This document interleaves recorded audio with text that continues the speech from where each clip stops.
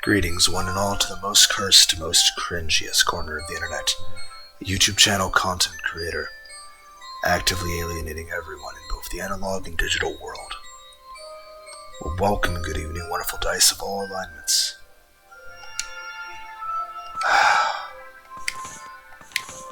I am Lunar D8.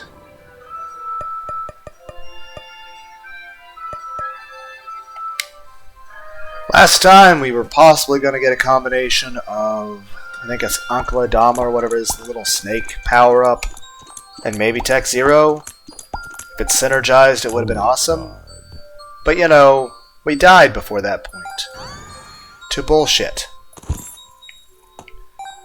Why would I want the champion? That's actually good. The heart is a waste. Ace of spades. I'll take the key. Ace of spades. That's...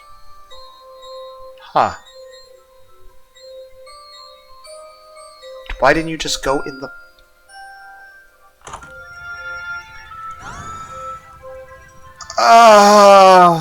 Watch, it'll have D6. Watch, D6 will be an option in the fucking... Okay, it's actually... I thought it was Revenge Fly for a second. I was like, I'm never going to get a chance. Okay, this is... something. Huh.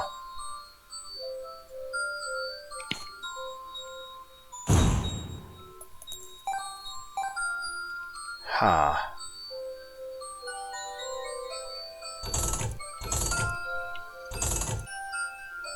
Are you fucking kidding? I'll buy it if I can. But knowing me, I'm gonna die before I get a chance to. How many bombs does this guy have? 3 or 5? I can't remember. He's a champion version of a character that has... Still 3, okay. But I will buy that damn champ. But mainly because it's on sale, but also because I already have the other champion thingy. It's a metal. Okay, all we have to do is just never take any damage, ever. It's very simple. You see projectiles, move out of the way. The projectile is a person, step out of the way lively. See? Just like that. See? It's dual. What? Why did you go after... What? Oh, my fucks. Oh, he's got him. Oh. Okay. You know what? Let's lean forward. Yep. Assuming the, traditional trying hard gaming... Get the fuck back here! I'm shooting you with my...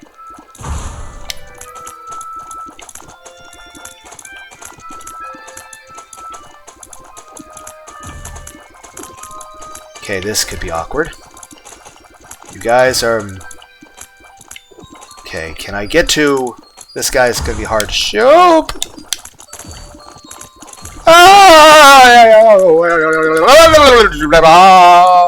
Great, I'm not gonna live long enough to buy the fucking belt to make my enemies harder.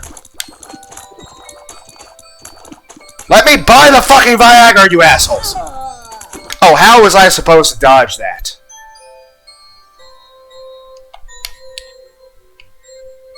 Holy card. Fucking assholes. That's... Bleh. It's workable. Speed up, size down, you say. Well, I want to prioritize getting the key.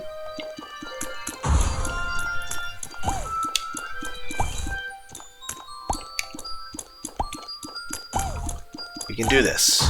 Just gotta never take damage. Just don't take any damage.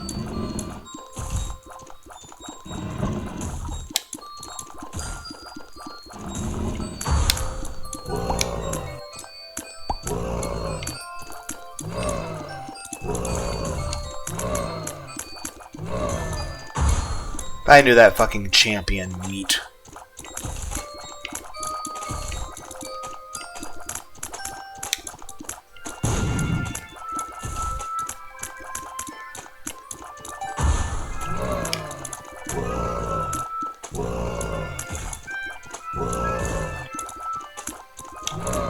Do champion belts stack? You are an asshole. I keep getting beaten by meat instead of beating the meat. Well, I'm glad we didn't get caught in the explosion.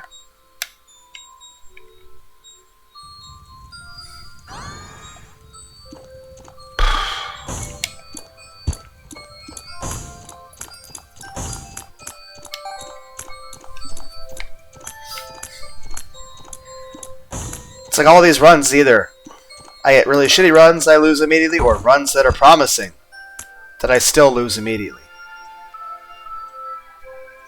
Well, we're fucked.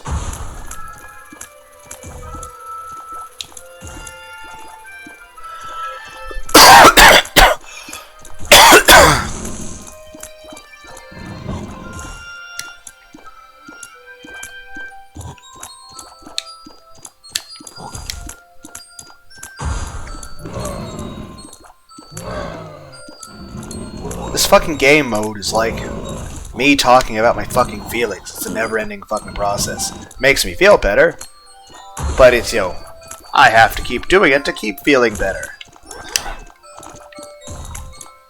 You can't just, like, re-bottle up your emotions and pretend they don't exist. Why is human psychology a pain in the fucking ass? I dodged you. Now you're two. Ah, Dr. Seuss.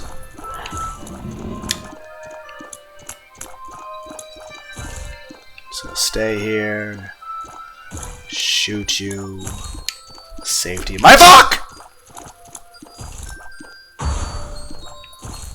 Just gonna move the fucks.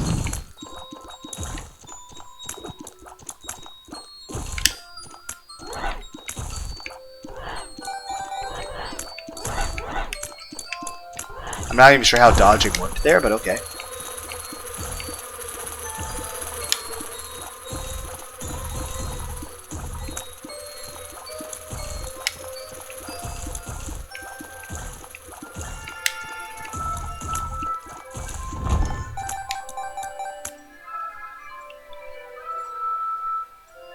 Huh.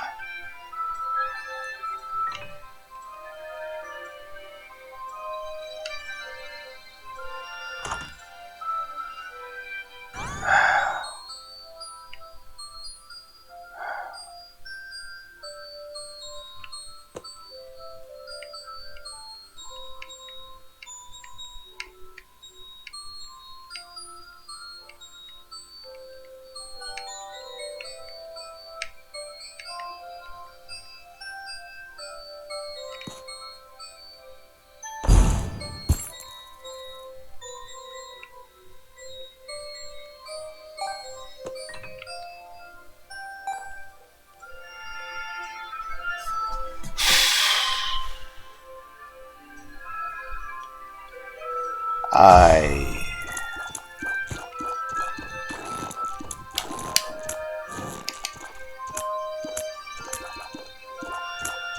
have low expectations of this run.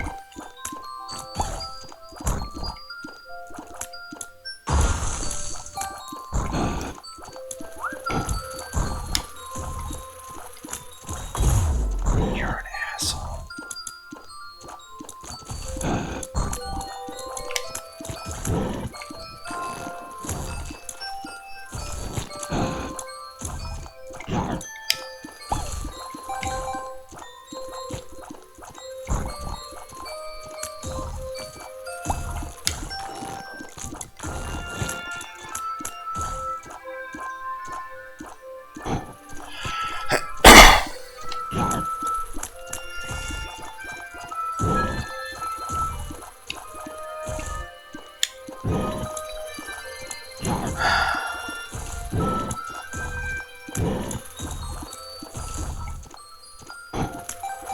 But I do want to encourage people that if you are depressed or there's something that bothers you, you should talk about your feelings.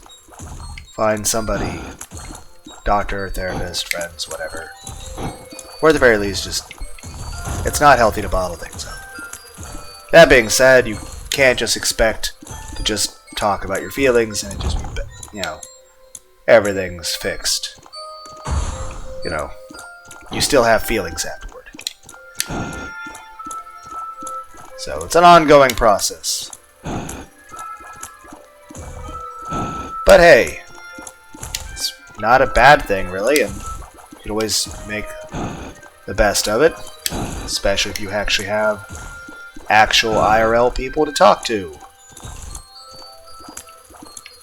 Though, of course, always make sure you're talking to somebody you feel safe with and you can trust, and who actually cares about you.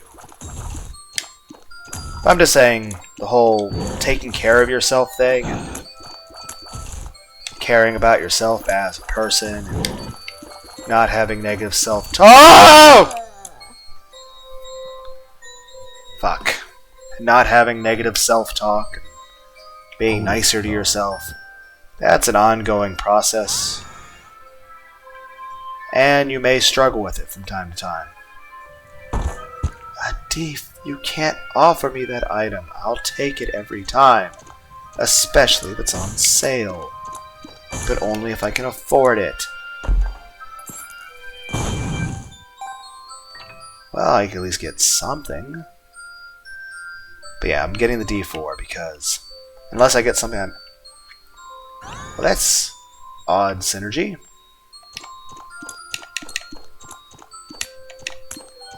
Does the sneeze... Okay, I was like, how do I get that to work? Okay. Okay, I definitely want the D4 then, but...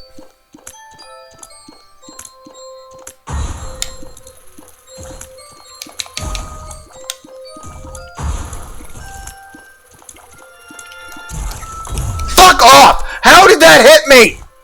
That's bullshit! That should not have...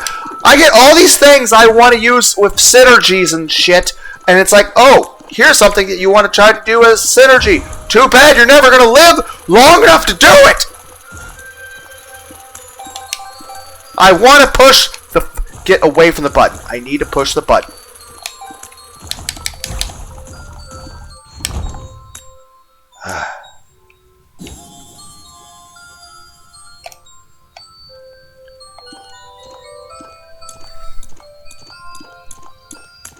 That's acceptable.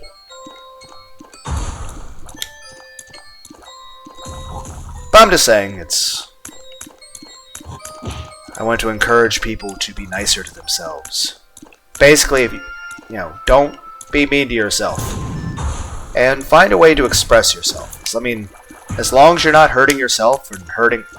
As long as you're not hurting yourself or hurting anyone else, then it's... find a way to express yourself and your feelings and stuff. Things that make you feel better.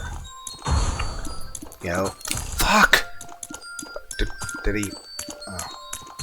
I'm just saying, it's important to express yourself. Fuck! Fuck! How? That's not fair. That's not fucking fair spawn point. Give me some iframes if you're gonna spawn a group of 4 or 5 people all around me.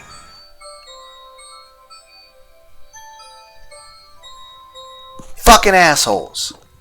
Yes, I want the mushroom. Fucking asshole.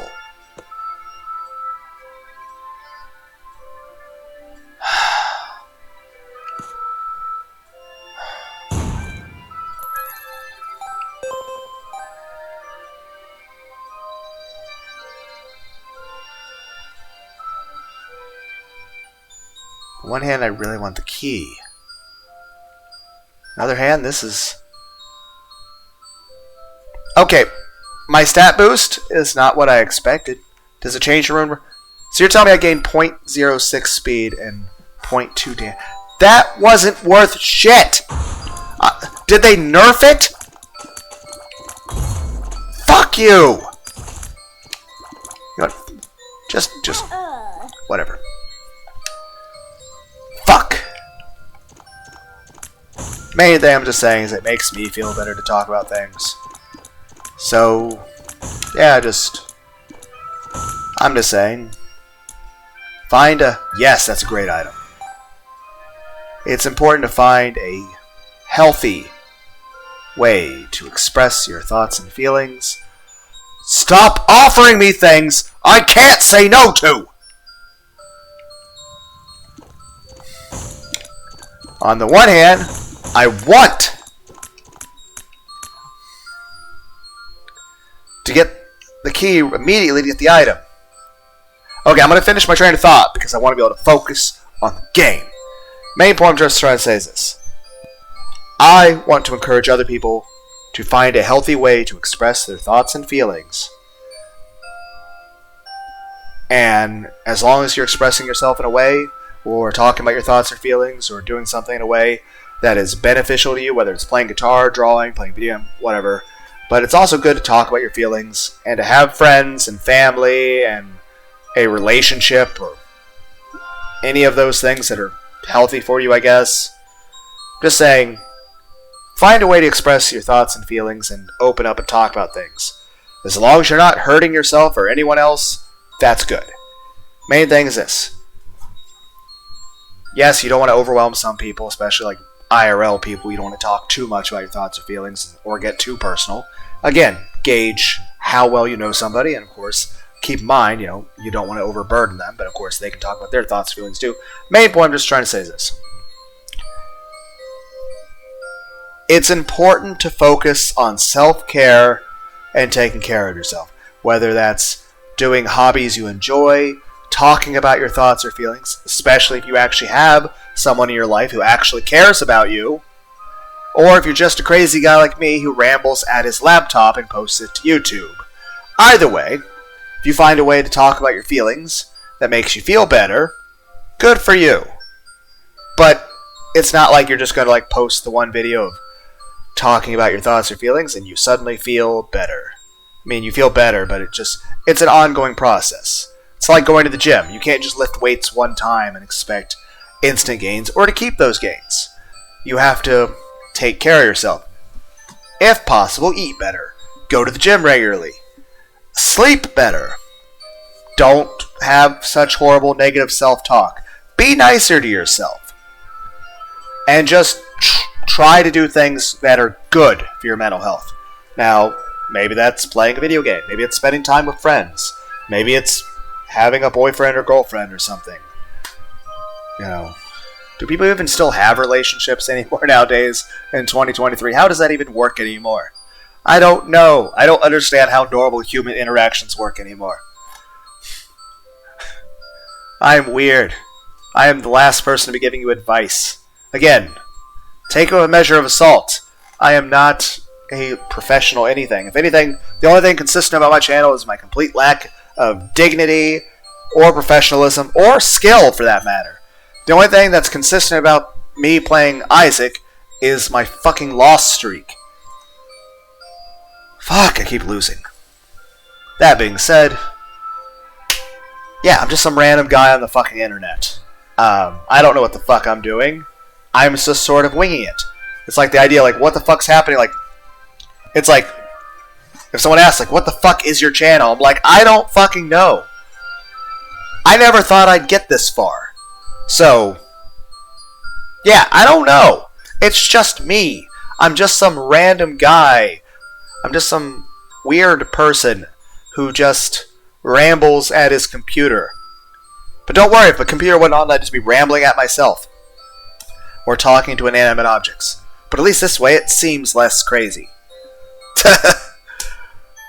I'm just saying, maybe take a grain of salt any advice I give. Because I'm just some random guy on the internet. But the main thing I want to try to encourage people is this. I'm depressed. I'm sad. I'm stressed. There are things that bother me, and I have a lot of emotional problems and stuff that bothers me. But it makes me feel better to talk about it. Now, maybe it'd be better if, especially for you guys out there, to talk to friends, family, your wife, husband, girlfriend, boyfriend, somebody who cares about you. But if nothing else, even if it's just, the Lunar D8 way of rambling and yelling at your computer, or pacing your living room and ranting at the walls of your living room, or sitting in your son's room talking to stuffed animals, or standing in your bathroom talking to your reflection, or at the very least, a lot of times it's just me talking like, oh, what if this scenario happened with like Goku? Or what if like Goku learned this move, or had this move from Bleach? Or what if, say, in Mega Man Legends, what if there was a scenario where Mega Man found out that Roll, like, what if things weren't really working? Like either on the one hand, he was pissed at Roll because Roll was like, he found out Roll was actually trying to kill him. Like, actually gone to that one dig side they do at the start of, and she was like, okay, I'm gonna have him go in there, fuck up some of his equipment in a way that looked like a malfunction, and then, maybe he'll die in there because Grandpa said there'd be stronger Reaver bots, and if not, I'll be like, hey, jump on the ship, and then I'll like jump out of the way real quick and let him die. But then, the ship has a problem. Maybe like Data the monkey wound up throwing a wrench into that plan or something, so the ship couldn't, because after all, the ship had a problem afterward too. So that by the time, and of course, either by chance or circumstance, like say, Roll's clothes got tore, and he's like, oh, I'll have to get her another pair, but without her ass, he was just being considerate. And then finds like her diary or some shit, or say if Data winds up breaking the silence and talking to Mega Man early, and then Mega Man's like, fuck it. I mean, like Tron's like, you want to join? I'm like, she's like, but granted, she's a bit snide and starky the way she was that. They'd be like, oh, you join for the server? Like, yeah, fuck that. You know what? I'll join you, but not like that. I'll be at one of the bonds. So, I'll join you, but we're going to be equals. We'll be partners. So, if that's not good enough, then I'll blow your fucking shit up. I mean, heck, no matter what you say, I'll be happy. Either one, I'll get to hang out with some cool people that seem to know what they're doing, seem competent, can build a fucking mech worth its salt. As well as I get to hang out with a cute girl. At that point, become part of the family, literally.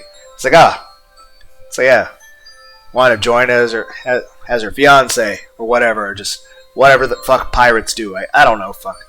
I'm just saying, Tron is kind of cute. Then again, so is Roll. I'm just making fictional scenarios at this point. What the fuck even started this conversation? I don't even fucking know. I don't stay on the right topic. I don't even know what the topic is half the time anymore.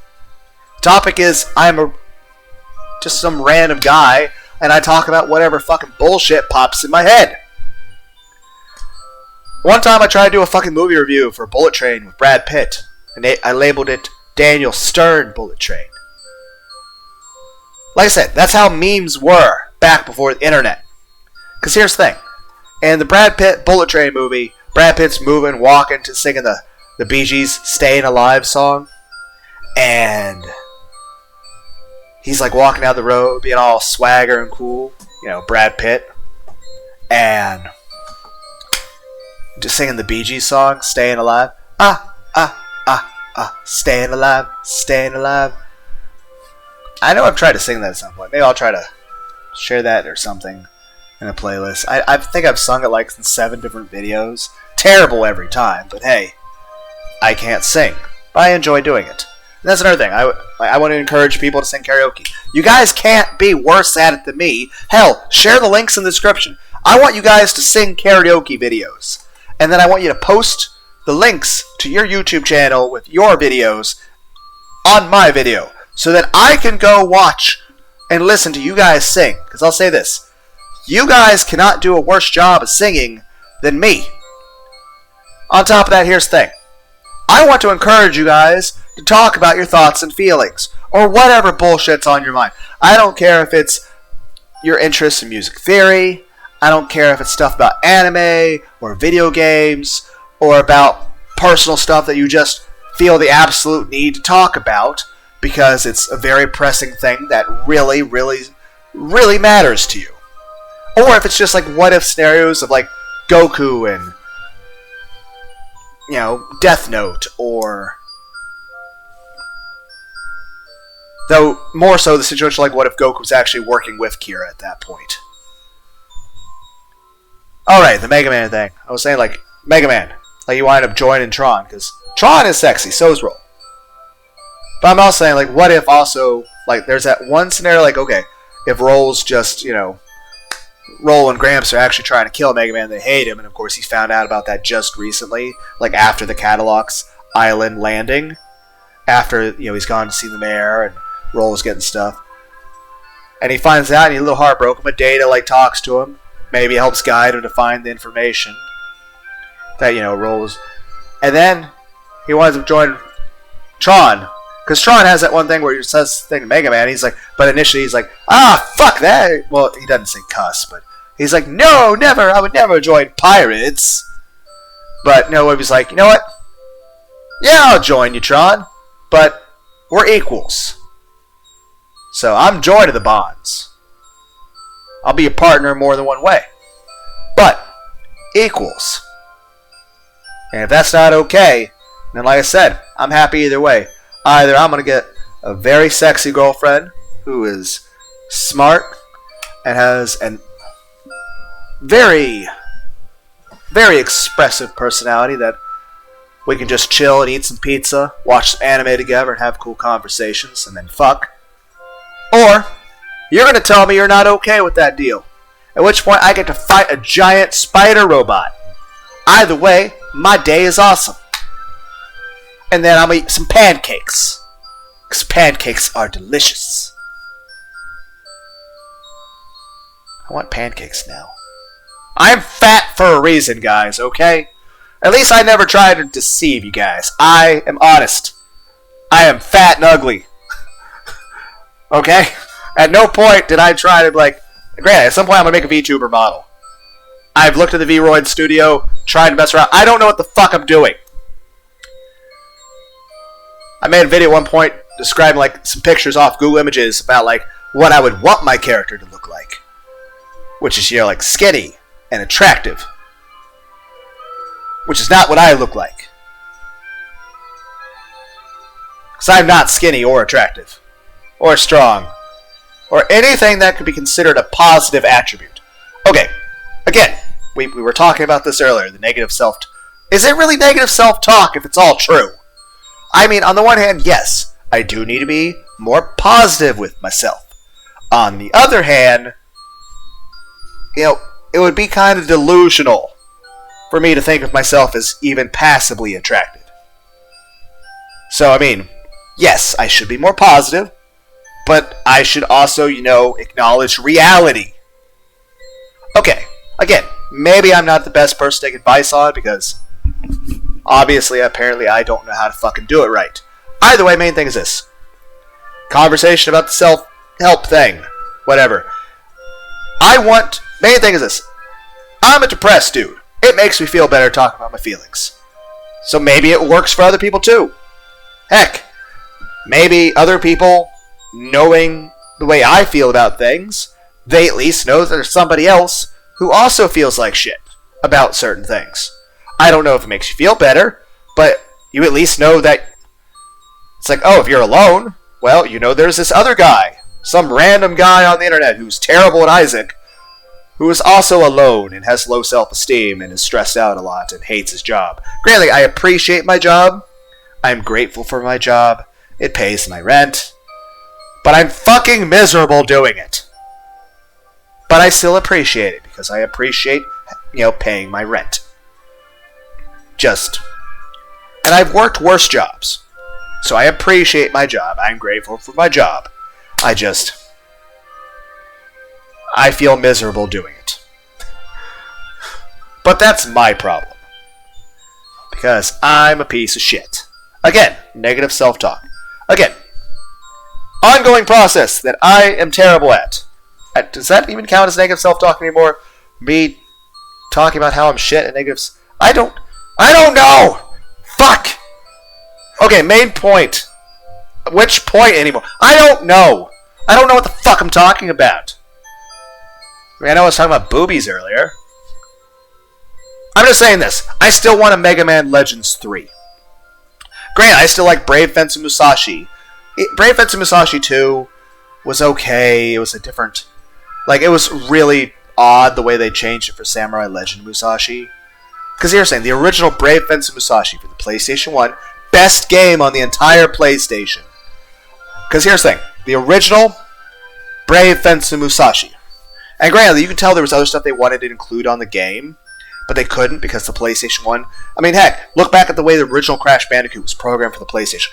When they shipped that game out, they were actually legitimately worried that the PlayStations were going to catch fire. That's a fucking nuke situation at that point. What I mean by that is this. A lot of times when they were testing more improved versions of atom bombs, when they were moving hydrogen, nuke, and full, like, changing stuff, there were many times, when even early times they were testing it, that they were actually concerned that it was going to straight up light the entire atmosphere of the planet on fire. Because they didn't know about... They were worried about certain chain reactions. They were worried it was going to kill everybody. And and they did it anyway. I mean, like, obviously we've had concerns about the Hadron... How do I fucking pronounce it? The giant... It's in Switzerland, right? Or is it in Germany? The particle accelerator. The one that's like miles long in a giant circle. That they're using to, like, beam little, I think, neutrons into each other. I don't remember. Now I'm thinking about cats. Schrodinger's cat.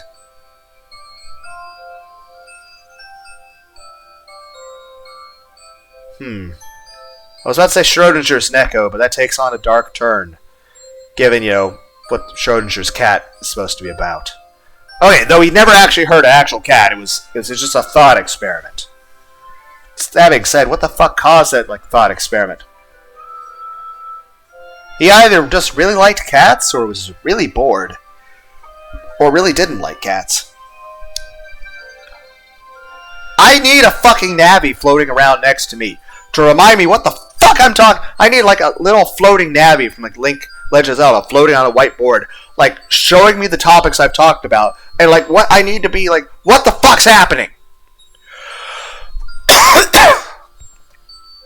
Okay. Brave Fensu Musashi. Greatest game ever made for the PlayStation 1. Granted, the best games ever made for the original NES, the Nintendo Entertainment System, were Dragon Spirit the New Legend, Robo Warrior, Super Mario Bros., Super Mario 3, Simon's Quest Castlevania 2, Swords and Serpents, Battle Kid 1 and 2, even though those were late entries that didn't come out until 2010 and 2012 respectively. And like I said, Robo Warrior and Dragon Spirit, absolutely awesome games. Amazing. Some of the best soundtracks you'll ever get out of 8-bit music. Absolutely amazing.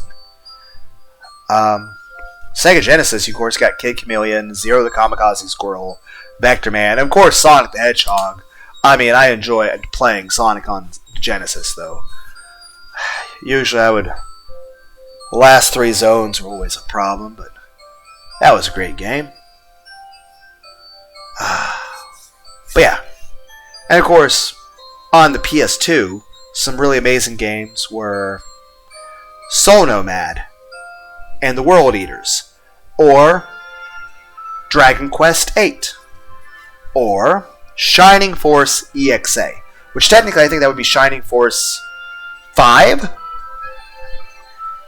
But they did make a Samurai Legend Musashi, which was technically a Brave Fensu Musashi 2. But they changed some things. Like, Samurai Legend Musashi was a bit of a similar story to it was PS2, but it was a thick cel-shaded graphics, and you had different game fighting mechanics, and you had surf guitar music, terrible voice acting.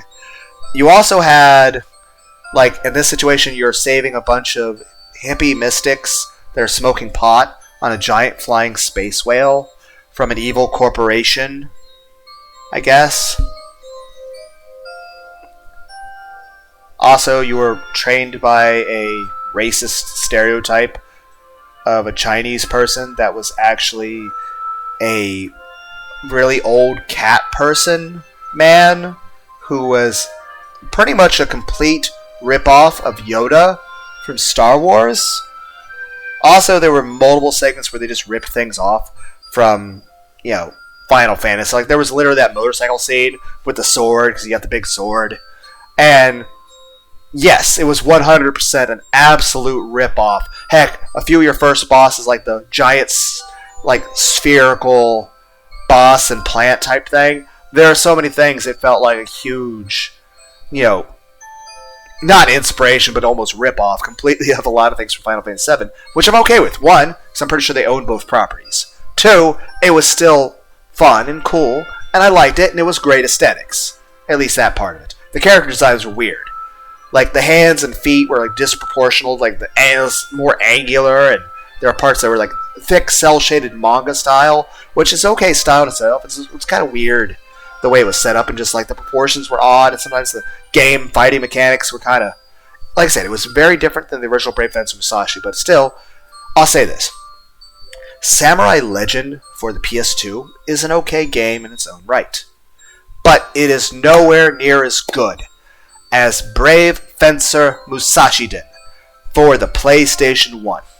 It is like Legend of Zelda, but better. And you can tell there was so much stuff that they want. There were little sub-quests and ideas that led to other quests that were never actually in the game. Because they couldn't fit it in the game. So if they ever remaster it, I want all the extra stuff that they couldn't fit in it, plus all the kinds of mods that they could possibly do. Because it was a great game. Anyway, so to sum up, now, okay, I'm going to give a short version of Brave Fencer Musashi, then a long, well, Alex, spoilers for the game. But don't worry, I don't think the way I describe the game will ruin it in any way, shape, or form. Anyway, so, I just remembered Record of Ragnarok got another season here shortly. Okay, stay on topic. What's the topic? Fuck! Musashi. Anyway, Brave Fencer Musashi. Absolutely amazing. It's a great game. It has beautiful orchestral music. It has beautiful brushstroke artwork. It's like Bob Ross made a fucking Dark Souls. But happy. So imagine Dark Souls, but it's happy and bright, cheery, and it was made by Bob Ross. Now, I'm not saying Brave Fencer Musashi was made by Bob Ross, but I'm making a comparison. I'm saying Brave Fencer Musashi is what would happen if you put Bob Ross in... Is Bob Ross still alive? I hope so. Is he? I hope he is. If he is, get him in charge of making a Dark Souls game. And if he's not, sad face. Like, here's a sad cloud. We're going to paint a sad cloud. And here's some sad trees. And then here's a happy bush, because we at least remember Bob Ross. He's a cool guy.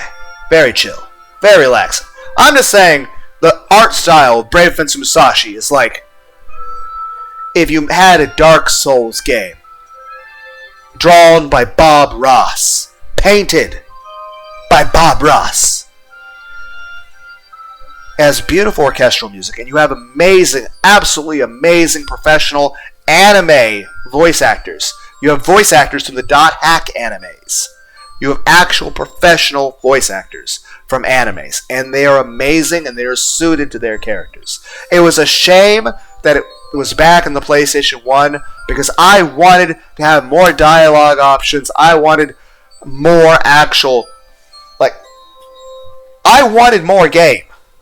And like I said, I want a Mega Man Legends 3. I want a Brave Fencer Musashi 3.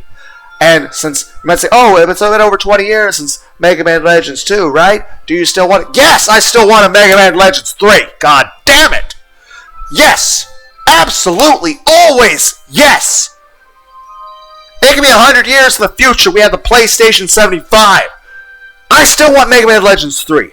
But by then, my expectations will be greater. And like I said, even now, they are greater. We have a PlayStation 5s in existence. You can make a Mega Man Legends 3. And you can make it for the PlayStation 5 graphics. And, you know what? I forget the guy's name. The guy who actually does Dark Souls. I think it starts with a letter M. Miyazaki or something. I think that's it. Probably not. I don't know. I can't remember. I'm just saying, imagine if he made Brave Fencer Musashi 3. Maybe he could buy the rights to it. Maybe if you brought it up to, it's like Squaresoft, Square Enix. I think it was Soft, back when Enix was Soft or something. I don't know. Square Hard! I don't know. Anyway, I'm just saying. It's a PlayStation game. thing.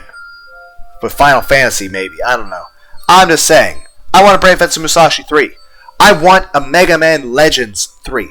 I want them made for the PlayStation 5 graphics. And because all of the people that would really want a Mega Man Legends 3 are in their fucking 30s or 40s now. You know your target audience. This isn't a game for children. You can make a Mega Man Legends 3, and you can either have it wholesome with a moderate amount more violence than what occurred in the old games, or you go full hard in and get the, like rated M for Mega Man. Do do do do do do do do do do. I am Mega Man. This is my Mega Plan. You die. Do do do do do do do do do. I'm just saying this. Most of your target demographic, the people that would buy Mega Man Legends 3, are adults. So you can have some adult things going on. I'm not saying it full on has to be like Mortal Kombat or a hentai. But I'm also saying I wouldn't be opposed to it. But I'm just saying, at least know your target audience. Most of the people buying the game are going to be people that played it when they were younger.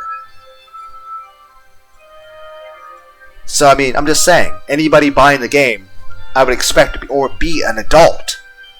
So, you can have the game be a little bit more violent and a little bit more sexual than you could have back in the past. Especially with the way games were back then. Because like I said, it was originally called Mega Man 64 because it was on N64. And then, of course, it was a port on the PlayStation 1 called Mega Man Legends. Still the best of all the Mega Man games. I want a Mega Man Legends 3. And again, I don't care if it's on the one end of being completely wholesome to the point that it's a little bit too kid-friendly. Or if we go to the complete opposite end where it's like rated 23 and up. And it's like fucking NetherRealm Studios from Mortal Kombat decided to join forces with everyone in charge of the Berserk manga to work on the game. Like, I don't care if we go to either extreme, though I feel something more in the middle, maybe leaning toward the adult section, would be warranted. Like the level of Elden Ring. That amount of violence and, sexual suggestiveness. Elden Ring level. And of course, I want the graphics to be better than Elden Ring. And I just want to pew pew pew pew. And just, you can add so many things. You've had 20 plus years. There have to be so many brainstormed ideas. Maybe multiple paths. Like fucking light side, dark side sort of bullshit. Like, you had the Dark Mega Man suit before. Knights of the Old Republic did that shit really well. So did Mass Effect. So did other games that exist that I just can't think of right now. Feel free to comment them down below. Or other games that you would like to see more of. Like, hey, they never actually full on made more Vector Mans. Granted, there were some offshoots of that, but still. Heck. If they ever released Robo Warrior on Steam, I'd buy that. I did play Dragon Spirit, though. Fun game. Good thing I use save states. Main thing I'm trying to say is both Roll and Tron are sexy. And it's cool to have a little neat little side story like there probably might even be a fan fiction of that. Probably sure there's probably tons of hentai of it. Of just like, but like I said, I had to think of some sort of probable scenario of why Mega Man would join Tron. And the one hand, okay, finds out Roll was trying to kill him or some shit. And he's like, okay, fuck those guys. Or, on the other hand, you can just go, maybe, again, they are technically brother and sister in that scenario. They're not biologically, but, he's raised that way. So, again, I understand a lot of hentai kind of. There's a whole Stepladder Chan meme for a reason. There are reasons why there are so many memes, and people are like, yep, here's my 100th dank meme of the day. That's just like, oh god. That's a fucked up thing. But it's gonna make millions of people on the internet laugh while they cringe. And then they're gonna think of their own version of... Ooh, we're talking about sea otters. You guys remember that? Obi-Wan, Eowyn, McGregor? Sea otters. There's 6 of them. They swim to the bottom, and they grab a stone, and they... I'm just saying sea otters are cute. I'm sorry I'm getting distracted. I should have brought something to drink. I should have brought some lemon lime soda. It's like this little new thing called like Starry or something. It looks like Reese's started selling it. I bought some. It's okay. I want to go get it, but I'm like, it'd be really rude of me to walk away from the computer while, you know, the random person's listening to this. Yeah, I know that was a joke. Nobody's listening to this video. If somebody actually is listening to this, thank you. Hi, I'm waving at you. You can't see it. I don't know if you can hear it. Like, I'm waving really, really hard. Like those things at a railroad sign. Like, I'm waving really... You might hear the air stuff. I'm just saying this. Can you hear me waving? Waving harder! Waving with both hands! Okay. That actually hurts my back. But anyway, either way, if somebody actually is listening to this, hi! This is your first video listening to me? I'm sorry. This is probably not what you signed up for, and you're probably like, what the fuck is... And like I said, I said this earlier in the video. I don't know! I don't know. It's me. I'm just some weird person rambling at his computer. And... you're also a person listening to it. Wondering if you're actually awake or not. But if you are listening to this, thank you. I appreciate it, and I'm glad you're here. I hope something on my channel is enjoyable. Like Fight Crap. There's video. Like, I know you're not supposed to talk about Fight Crap, but it's a half-hour long video of me controlling giant crab people fighting other crab people. Like at one point I'm a crab with a sword fighting a lobster with a gun. Making Dragon Ball Z jokes. So maybe that's a good place to start. I also played a rhythm horror game called Thumper, which I eventually beat, but I scream and cuss so much. Then again, that could be also said of similar things like the platformer Jubilee, or the Perfect Apocalypse trilogy, which is Love at First Bite, Purgatory Forever, and Patches Inferno. And yes, everything is a cat pun. All of it. Cat pun. But amazing trilogy. Absolutely awesome. Splasher's good. It's a platformer / puzzle game. I consider it a rage game. I cussed so much through the entire thing. The whole thing is just me yelling, cussing. Then again, that's what my channel is. My channel is I like Let's Plays. I think people like Markiplier and Proton John are cool. And I enjoy their content. So...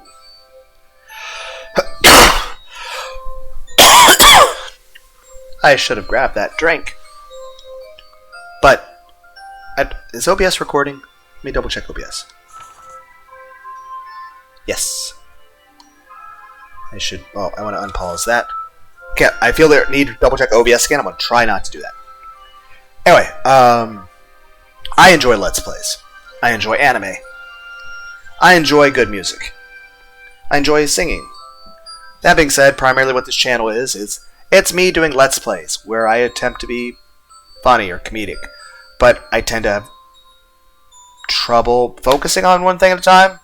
Heck, I think I made a video at a point talking about like liking animes, like liking movies, like the genres are kind of... I'll try to... What was the other video I was... Shit!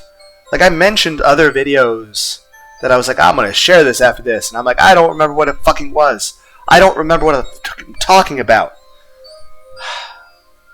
I'm sorry I can't remember things very well. Shit.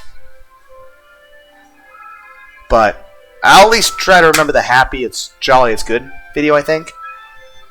But, fuck. Shit, try to remember. Give me a minute. Shit! What was I talking about?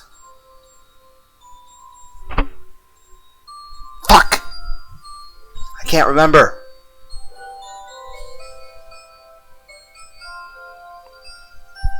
I don't know, but just like my channel, it's Let's Plays. I try to be funny, but I can't play video games very well, so it's really just watching me fail.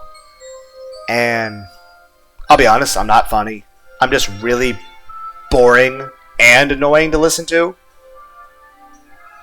It should be things that are mutually exclusive, but apparently not with me. Yeah.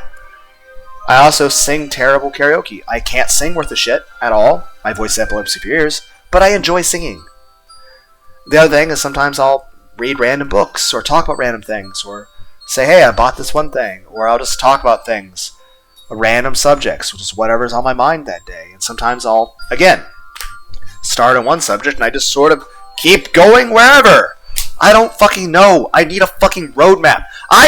Is there a GPS? Heck, there's something called Chat GPT, right? Some sort of AI program. Can I, like, have that AI program in an Alexa form next to me to, like, help me form a fucking coherent sentence? I don't know how that AI... I feel like I would... I feel like I would traumatize the fucking AI, making it have to listen to me talk. Because they'd be like, what the fuck is going on with this conversation? I'm like, well, here you go, AI program. Draw a picture off of the prompt I gave you.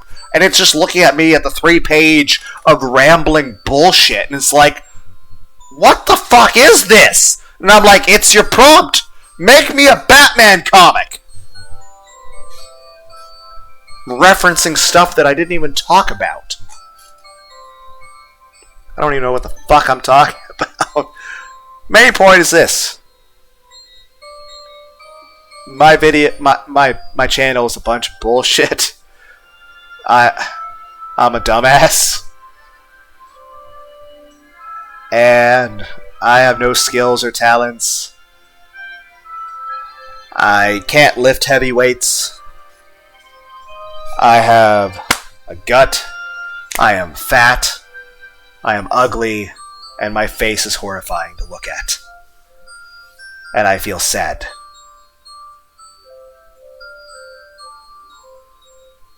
I hurt my own feelings. Shit. But, main thing is this. I can't sing worth a shit. But, I still enjoy singing. So I want you guys to sing too. You guys can't sing any worse than me. Same way talking about your feelings. Like I said, I tend to feel depressed or upset about stuff. And it bothers me. And even if there's no one actually even listening to the video, it still makes me feel better that I am talking about stuff. And that's the thing, it's an ongoing process. You know, I'm always going to still have thoughts and feelings I need to express. And the intensity or just what the fuck it is always going to fluctuate because, well, I'm not exactly stable, I guess. But, nothing really wrong with that. And it just makes for more interesting conversation. Honestly, I'm probably boring the shit out of anyone listening to this, as well as they're like, yeah. They're like, get to the point, Lunar. And I'm like, there is no point. None of this has a point. In my, 2,500 fucking videos I've posted on this channel, there is no point. The point is, I'm just a guy rambling at his computer. If you're here for it, that's cool.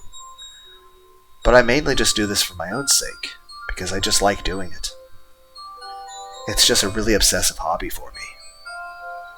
But if somebody watches, say, the Fight Crap video and gets a laugh out of it, well, that's awesome. I'm glad you enjoyed it. If you can watch some of my videos and actually get enjoyment out of it, that's cool. I'm glad you got a laugh. I know a lot of times I'll just sit and, drink some soda and eat some snacks, and I'll, watch. There's the one channel like Tierra Grace.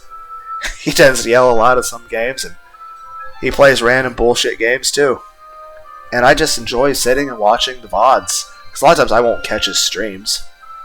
But I'll just like watch VODs that he does. And he actually plays Isaac. He actually is one of the best and most skillful Isaac players there are. And it's enjoyable to watch him play Isaac. And it's just, I enjoy watching Let's Plays. So, I wanted to be a part of the Let's Play community and make Let's Plays myself. But, I'm not, professional or any kind of bullshit. I just do it because it's just a thing I want to do. Hell, I never planned to make a cent ever off of any of this. In fact, I'm actively against it.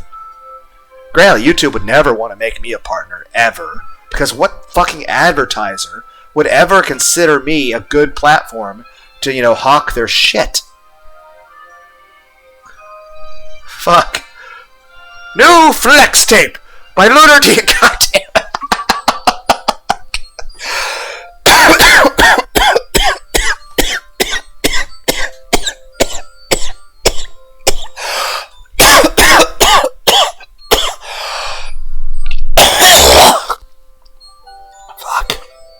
Sorry. Sorry about that, but fuck. I'm just saying this. I never expect to even get a fucking 1,000 subscribers. Let alone a fucking million. Hell, if I ever had 10,000, I might have a fucking heart attack. I'd be like, who the fuck are all you people? And how the fuck did you find me? Great! Now I have people to disappoint! At least before it was like, okay. At least I just suck at the video game and nobody sees that I'm a failure at the game. If I actually had fucking subscribers and actually had people watching the video, I'm like, great. Now I have people to disappoint. Because they're going to actually expect like, ooh, this will be the run that Lunar wins. And I'm like, fuck, I'm going to feel bad because I'm going to lose the run. And they had some expectation I would win. And I'm like, fuck. I'm a disappointment. Now to digital people, not just IRL people. So on the one hand, that's the thing. It's like if I actually had a lot of subscribers, well, like I said, I'd probably have a fucking heart attack. Like if all of a sudden if I saw 10,000 subscribers, I'd probably have a fucking heart attack. I'd be like, who the fuck are you people? How did you find this? What video are you watching? Are you actually getting a laugh out of it? Do you actually get enjoyment? If you do, that's awesome. I think it's incredible. But it's never a thing I considered within the realm of possibility. It's like, at no point am I like, is somebody actually going to legitimately enjoy my video? Probably not. Because I'm a horrible piece of shit, and I'm a horrible person. Heck, I included that in my about thing that I typed back when I started this channel slightly over 2 years ago. Like, what? 25 months ago, I started this channel. And I included right in the description I made the day one, I'm a monster. I am a horrible person. I am a disappointment to everybody. I am a failure at everything. I am not funny. I enjoy anime. I said, I'm ugly. I'm bisexual. I'm weird. I'm cringy. I can't sing.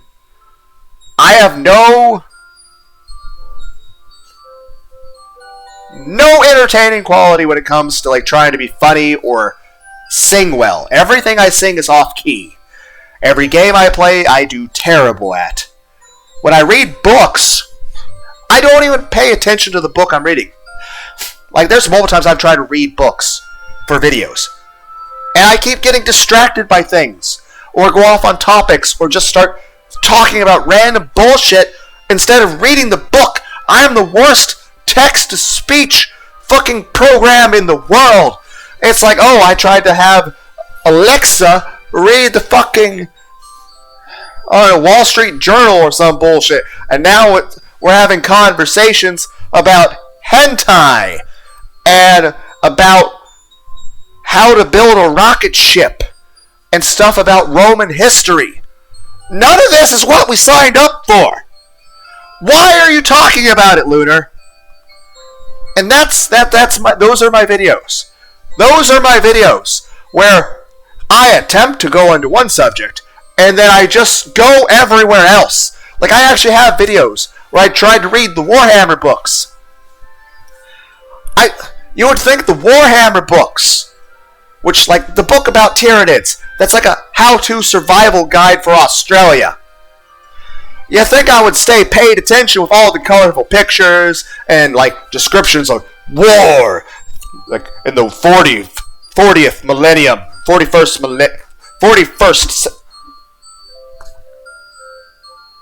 millennium? Yeah, I was about to try to combine the word century and millennium. Millennium!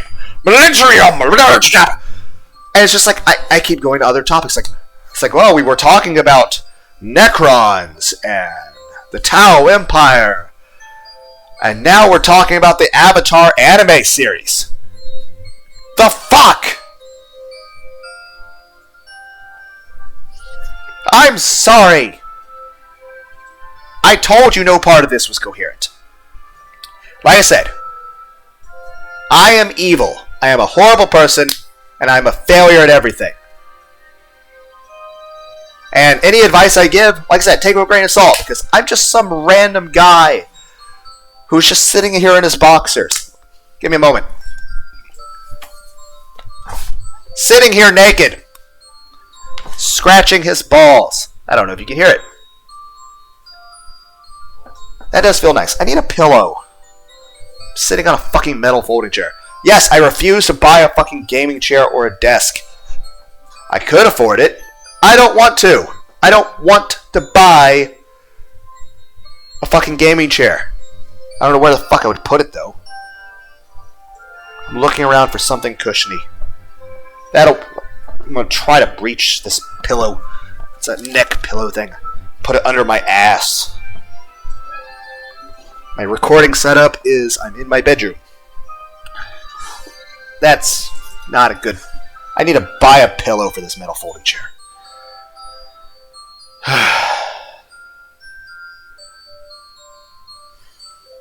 I shouldn't have needed to take a couple extra breaths for that.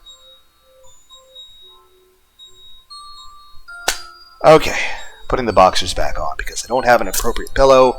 Part of the metal folding chair is like sharp. And that's uncomfortable. You'd think the boxers wouldn't be that much, but I'm trying to... I shouldn't be struggling to stand on one fucking leg to put my fucking boxers back on. Okay. Anyway.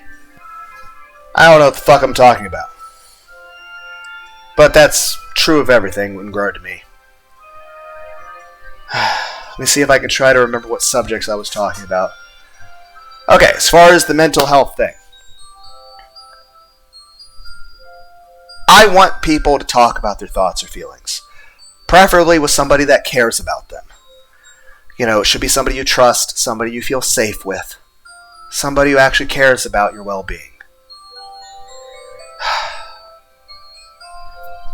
And just, like I said, it's important to express your thoughts and feelings. And, I mean, as long as you're not hurting yourself or hurting anyone else, then that's good. Beyond that, like,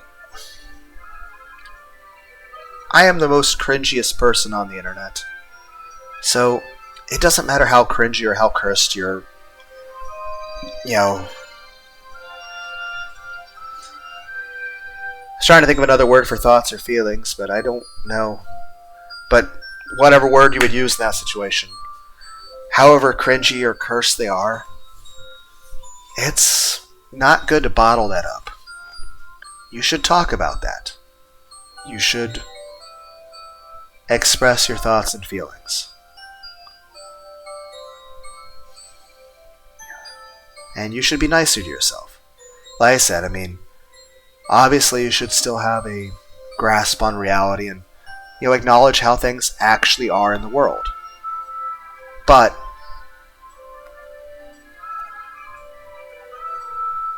you shouldn't be too hard on yourself, okay? One, don't expect to just talk about your feelings one time and just... It's like going to the gym. You have to have... It's going to take more than... you have to. Granted, the gym is like, okay, that's a horrible comparison. Main thing I'm trying to say is this: don't view your thoughts or feelings as an illness.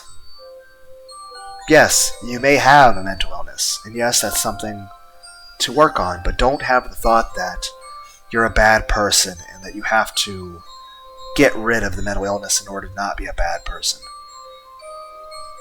Now, maybe if getting rid of mental illness just improves your quality of life, that's good for you. That's awesome. I want you to be happy.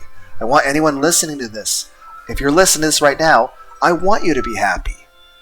I want you to lead a really good life and have meaningful, romantic, and interpersonal relationships with people, and have people that care about you. And you'll have goals and succeed at those goals. I want you to be happy. Like, whoever's listening to this, I want you to be happy. But I don't want you to feel that just because there's something that is considered objectively wrong with you, it doesn't mean you're a bad person. It doesn't mean you don't have value as a person. It doesn't mean that your life has less value than another person. Just because you're sad or depressed or because there's stuff that's bothering you, it doesn't make you a bad person. So you shouldn't beat yourself up over it.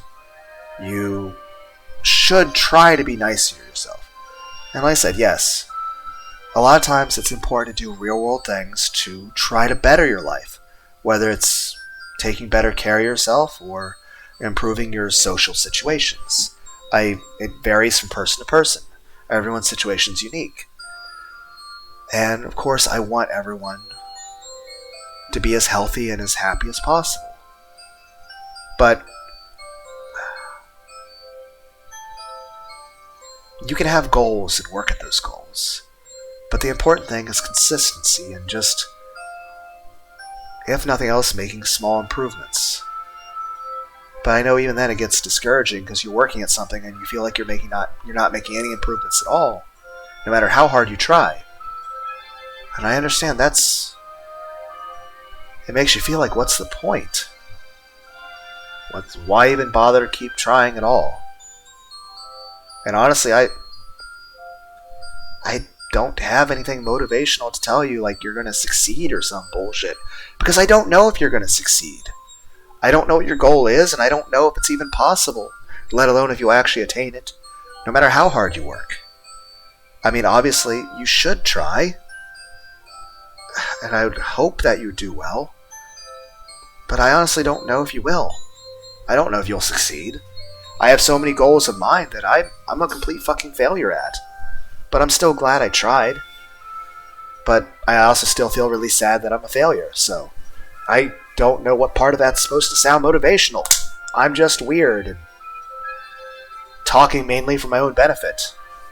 I mean, yes, there's that some tiny delusion that maybe somebody listening to this might be able to relate to things I say, or at least be happy to be sitting there listening to my voice. But I understand that's an unreasonable expectation. And mainly it's nice for me to talk like this, mainly for my own sake, because it makes me feel better. And like I said, regardless of what's going on, like say if you're depressed, you being depressed does not make you a bad person. And it does not make you any less deserving of love or life than anyone else. Now, if you can work on that and improve it, that's awesome. But don't think that suddenly, if magically one day it was gone, you would be a better person. You're already a good person. I mean, every day is about improving yourself. Obviously, you should probably get advice from someone who is mentally healthier than me, and who is actually happy, I guess. I mean, the main thing I'm going to say to you is that I like listening to nightcore music and eating KFC. I don't know if that's helpful. I don't know. But I mean, that especially if there's some days I feel especially down. I mean, it's nice to just relax or take some downtime. Sometimes maybe just get a nap or take an extra shower. Go for a walk. Eat some food you enjoy. Play a game. Listen to some nightcore music or some cool music. Play a guitar. Try to draw even though you're terrible at it. You have books on how to draw that you try to copy, but you can't fucking do any of it right and it looks fucking shitty as fuck. But it doesn't change the fact that you're still trying to draw it. So that's good. I'm just saying, you can't be any more cringy or cursed with the stuff you say or feel than me. I don't know if that's coming off as arrogant. I don't mean it that way. I'm trying to sound... I don't even know what the word to use. I'm trying to make you guys feel like that if you're worried that, you know, that there's some cringy feeling you have that people wouldn't relate to, I'm trying to make you feel less embarrassed about it by telling you that I have thoughts and feelings that are either on one hand embarrassing or other people just don't approve of, or think I'm weird, or outright think I'm gross or disgusting or a bad person for. What the fuck? How am I supposed to... Because I feel like this is coming off as arrogant and pretentious. Like I'm just being a dick. And it's like, yes, I am a dick. But I'm trying not to be. But I feel like that's what this is coming off as. I don't know. I think the main thing I'm trying to say is this.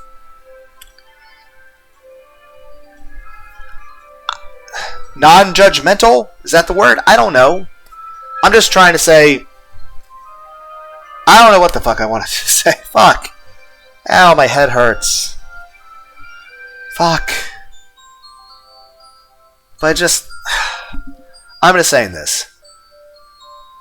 I have lots of really fucked up thoughts and feelings.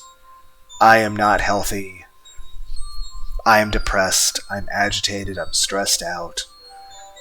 I haven't had a relationship in years. I'm lonely. I have low self-esteem.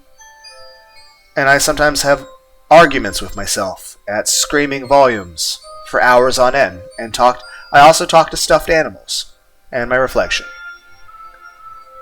And to my computer, obviously.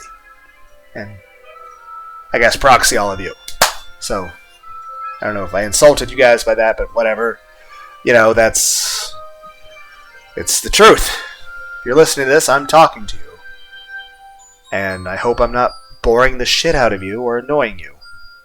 But I feel like I'm probably doing both. I'm probably also pissing you off. Because like I said, I'm an asshole. Like I said, I'm very clear. I alienate everybody. I don't care who you are in the world. There is a reason for you to hate me. Because I'm just a fucked up person.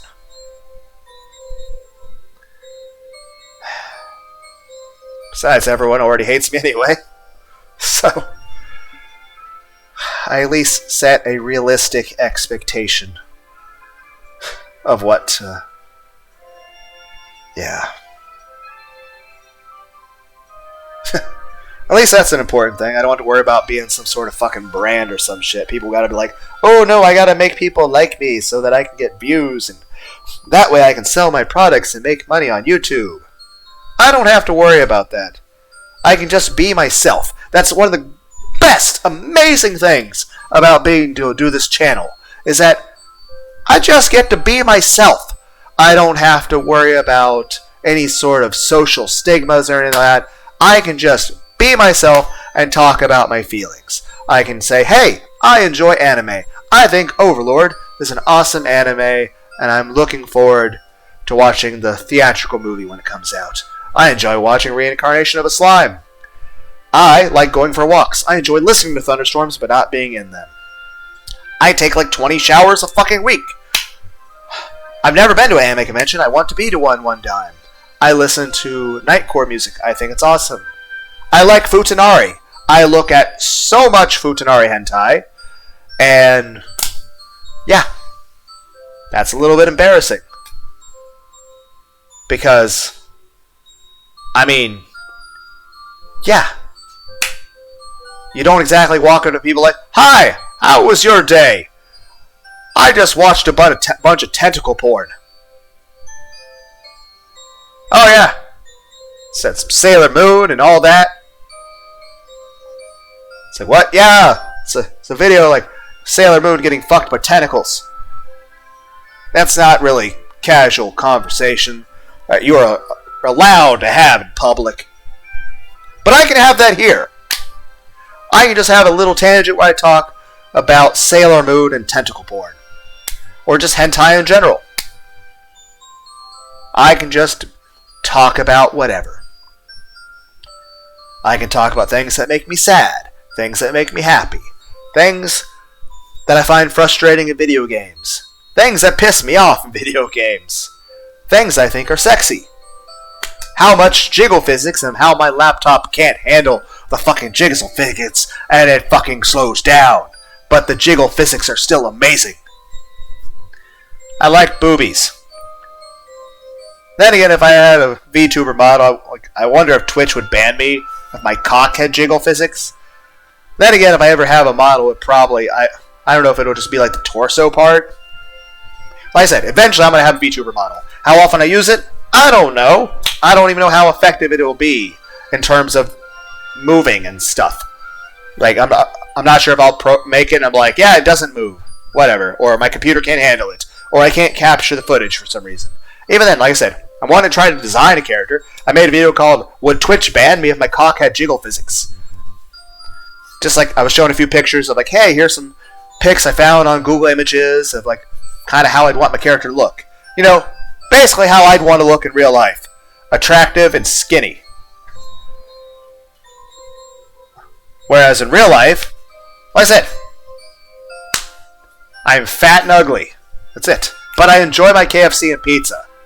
So, it's a good trade-off. But yeah, main thing I'm trying to say is just like, you know, I talk about some cringy-ass fucking shit. I talk about some cursed-ass shit. I talk about weird and uncomfortable shit. Sometimes I talk about stuff that's very personal to me, and I'll sometimes feel very nervous or just unsure about my own thoughts or feelings. Because here's the thing. I don't expect anyone to understand me, because I don't even understand myself. I would say it's a work in progress, but that would require progress. I really don't think I'm making any sort of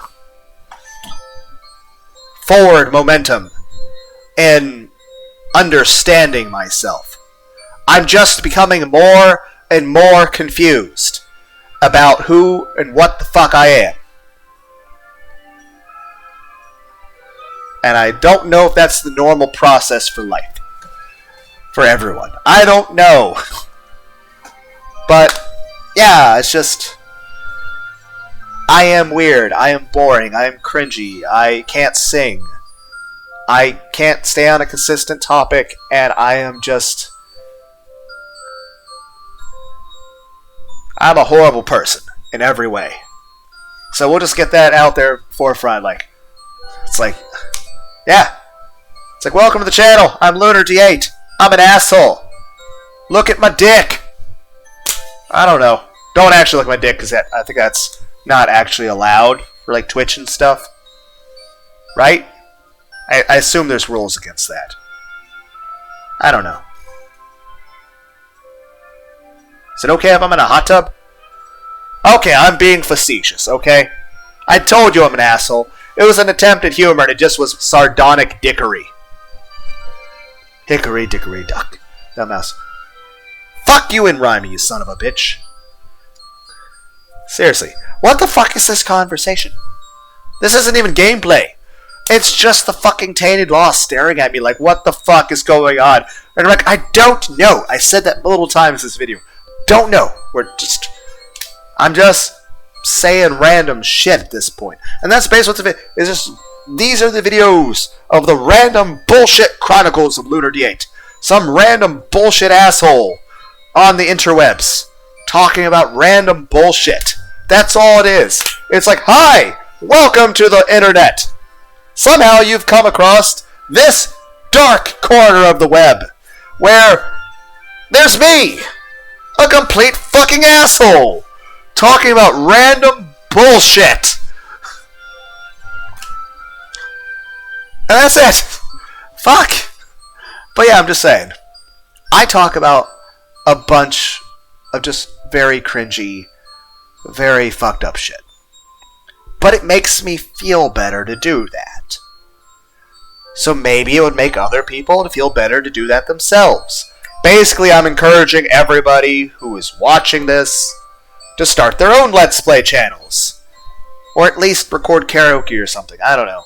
I'm just saying I'm trying to encourage you guys to also make YouTube videos. I don't know. I don't know what the goal here. It's like I said, I can't motivate you because I'm not a motivational speaker. I'm just a random sad guy talking to a game about a person shooting people with his tears. No part of this was uplifting at all. Lunar D8 used disappointment. It was super defective. Effective. Critical. Whatever, I can't fucking talk, apparently. You guys get the point. It's just, I don't care about branding or any kind of bullshit like that. I'm never going to have an editor. Oh my god. If I ever did have an editor, I would like... The only reason I would want to have an editor at that point is like, just to torture him. To be like, oh, you must sort through the bullshit that is my infinite sea of bullshit. And I'll be like, Editor-san, after going through the 4-hour-long video of me rambling, how much were you able to find that was coherent? He'll be like, none. None of it, Lunar D8. Not a single fucking thing you said made any fucking sense, or was at all palatable for anyone's fucking ears. It's like, why are you yelling, Editor-san? Oh, right, your ears are bleeding. I'm just saying this, it would just be horrible. Like, it would be so painful for that person to have to sit through and listen to me talk. So on the one hand, if you are listening to this random person on the internet, I appreciate that you're listening to it, but I'm also really sorry. But not sorry enough to stop doing it. Just that I feel bad that I'm annoying you. But I'm still going to keep doing it because it makes me feel better.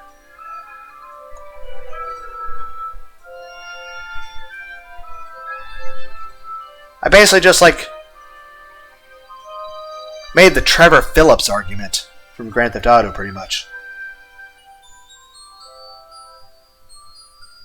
Yeah, I heard, like, I saw the thing about the Hogwarts game or something, like the Magic game, you know, the Harry Potter thing. And obviously I can never buy it because there's no way my computer would fucking handle some shit like that. But my main thought seeing that is this. Could you become Trevor Phillips the Wizard? Like, play it like Grand Theft Auto? Can you just go around and pull Grand Theft Auto bullshit and be like Trevor Phillips the Wizard? And you're like flying around in a broom, shooting thunderbolts out of your, thing. Like they have different spells, like Avada Kedavra, or a vodka machine gun, a vodka pipe bomb. I don't know. I'm just saying, Trevor Phillips the Wizard. I don't know. Obviously, not actually a safe thing to do in real life, but it's nice to bullshit about stuff in video games. Like the original Saints Row, you could take one of the quota cars, shoot it with a shotgun, explode it, flip it over, and have it shaped like a teeter-totter. And then put a pipe bomb underneath the one part, stand on the top, and it would launch you like a catapult. And you can even survive, and you get launched across the map. You'd go flying for miles through the sky. It was awesome. It was like Superman. Before they modded him into the later Grand Theft Autos.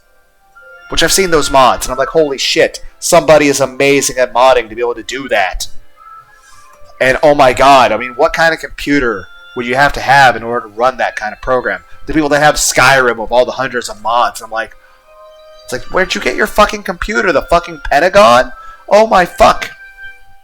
My computer crashes from Isaac, or the spellbook Demon Slayers. Hell, it's like I found one exploit with the Deathbound spell line tree thing, which allows me to on the one hand, make the game let me win. But it's very rare I'll die using that skill set, but I almost always crash the game. I'm just saying I do, like, I once played Pumpkin Jack, and they had a way to do the puzzle, and eventually I realized what they wanted me to do. I'm like, fuck that. Doing the puzzle my way. Not at all the way it's intended. But yeah, it was just... I play games my way. Because I'm an asshole. I'm sorry. But I'm not. But main thing I would say is this. It makes me feel better to talk about my feelings. But just because I made some videos and stuff and talked about my feelings doesn't make me better. It just makes me feel better and have some better, perspective on my own thoughts and feelings. So that maybe I can then make some sort of improvement on my psychological state. And be happy. Or at least better. But, like I said, the main thing I want to say is this. 1, I want you guys to be nicer to yourselves. I want you to be nicer to yourself. I want you to love yourself. I want you to not have so much negative self-talk. I want you to be happy. I want you to care about yourselves. I want you to do things that are good for your mental health. Whether that's working on yourself as a person, whether that's the gym or the guitar or stuff with interpersonal relationships, or if it's just doing things that make you feel mentally better, like getting a nice meal, or ASMR, listening to some ASMR on YouTube. Some of them are lewd, some of them are wholesome. I suggest both. Maybe not at the same time, but I'm just saying both are important parts of your psyche, and there's nothing wrong with enjoying hentai. That's an important part of your psyche. So it's nice to have a nice wholesome video that's not at all sexual, where you're just getting a scalp massage and you're getting positive affirmations telling you that you're loved and cared about. Obviously just a recording on YouTube, but it makes you feel better, right? And it's better than nothing. So if it helps you, it helps you. Obviously there's millions of people that enjoy lots of different ASMR videos. So obviously it's helpful to people. It helps me. I listen to nightcore music, sometimes very angry music, and I'll even have angry thoughts with the angry music. Or I'll listen to the sad music and have lots of very sad thoughts with the music. And I'll be honest, there's sometimes I'll sit in a dark room and with the fan on, enjoy the breeze, and just lay there and listen to some very, very sad nightcore music and cry for a while. It's, like I said, it makes me feel better. It helps me to vent emotions that if I don't know how to fucking put it. Emotions that if I didn't express in some way would probably tear me up from a fucking broken heart. So it's good to be able to vent those emotions. Crying is emotionally healthy for you. And also I think it releases some oxytocin and some dopamine and endorphins. So it's supposed to help your brain chemistry. So, obviously, pick a safe environment to do it in, but crying is good for your mental health in controlled ways that, in a safe environment. So, there's nothing wrong with finding a healthy way to vent those feelings, whether it's laying in a cool, dark, breezy room, listening to very sad nightcore music and crying, or playing a video game. And at the one hand, there's no real reason to be angry at the video game. It's just a game. It doesn't matter. Regardless if you win or lose, it has no effect on your life. But no matter what, it's enjoyable to play the game, and you can yell and scream at the game to vent anger and frustration that you have at real life, real world things that you have every right to be fucking pissed about, but you obviously can't express your anger or dissatisfaction with that in those situations. It wouldn't be socially acceptable. But you can play a video game about this little Isaac boy fighting a giant monstro dude and lose, and then yell at it very angrily as a way to vent that in a healthy way. Does it count as healthy? I think it counts as healthy. The same way, like I don't think Grand Theft Auto makes people violent. If anything, I think it makes people less violent. Same way, if video games made people violent, then anime makes people not have girlfriends. I mean, regardless if you have a girlfriend or not, you're still going to enjoy the anime. And regardless if you have anime or not, you're still going to want a girlfriend.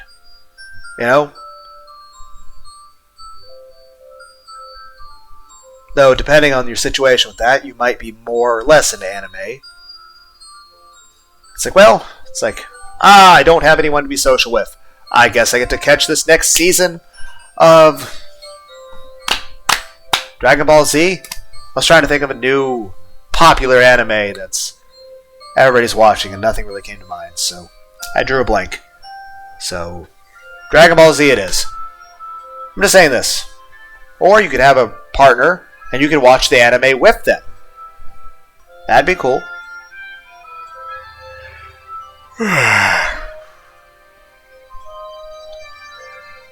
Then again, it's always an issue like, hey, if you have somebody over, like, hey, you want to watch some Yu Yu Hakusho or Outlaw Star? Or do you just want to fuck? Or is there something you want to watch? Or hey, you want to read these Dungeons and Dragons books with me? Obviously, I'm not a very charismatic or socially suave individual. I do feel that I can hold a conversation fairly well with IRL people, but most people I feel would not want to just sit and read Warhammer books with me. I feel like that's not a thing most people would want to do.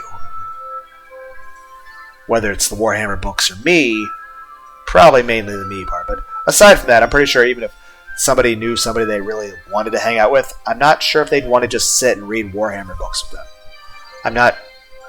That's probably not a very exciting social activity for some. I enjoy it. I like it. I'm just saying, I think most people would not agree with me, and they would find my viewpoint weird. But I like reading Warhammer books, okay? I think it's cool. I don't play Warhammer the game, I did play this one video game once, but the actual board game, I've never tried. There's a fanfiction out there called Shinji and Warhammer 40k.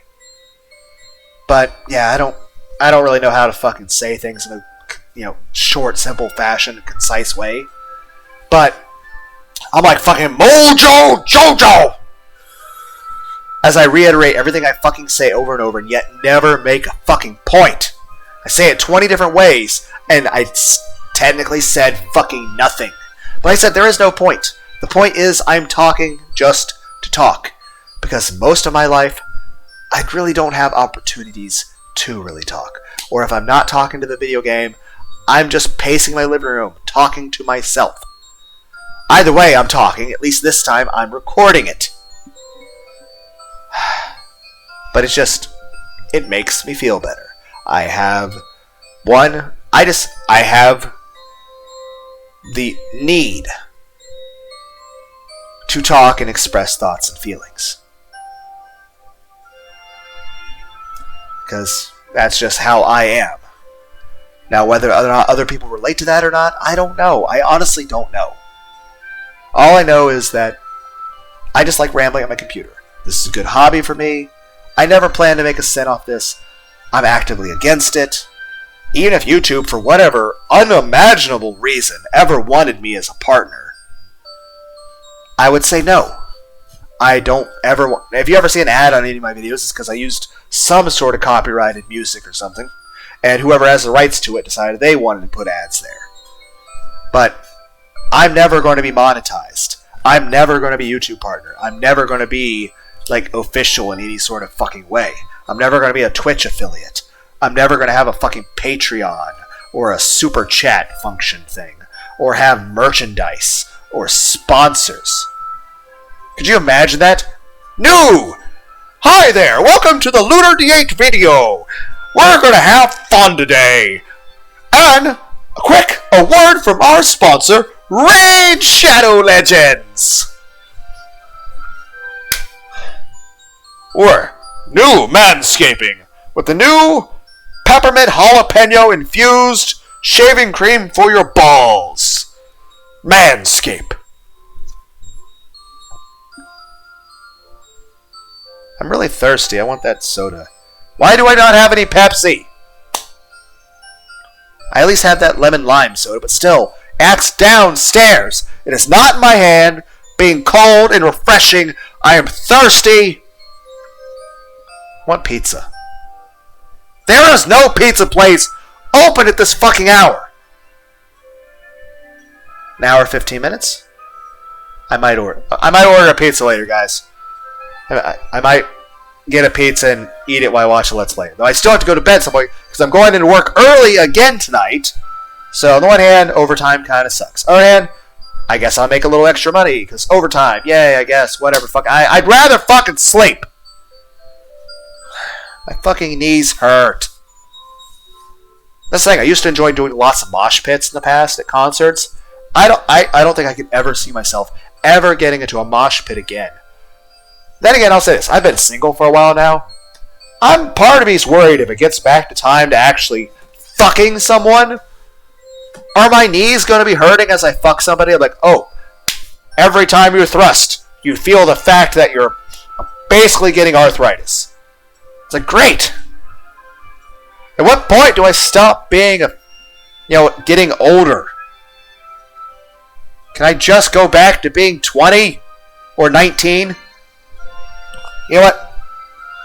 I'd rather just be 19 again in terms of like physical age and just stay 19 physically forever. But I think most people would agree with that. I'm just saying I don't like parts of my body failing or not doing what they're supposed to. Like, oh, internal organs hate you. Have fun with that. Or, oh, your knees and your back hurt. Or you have more migraines now. Good for you. Oh, now you're lightheaded. Whatever. It's like fucking hell. Oh, now a lot of your hair is gray. It's like shit. I'm fucking Gandalf over here. I feel like Gandalf's like, take that the fuck back. I'm like, I didn't mean any disrespect, Gandalf. I enjoy the Lord of the Rings trilogy. I think Gandalf is amazing.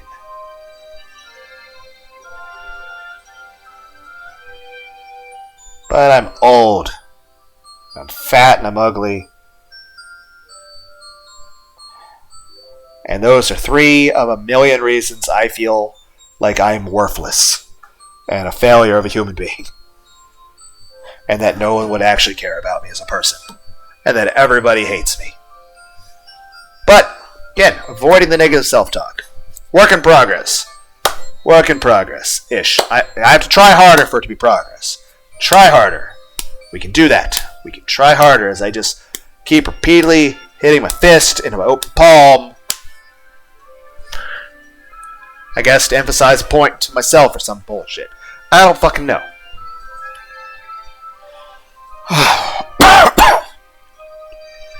Main thing I just want to say is this.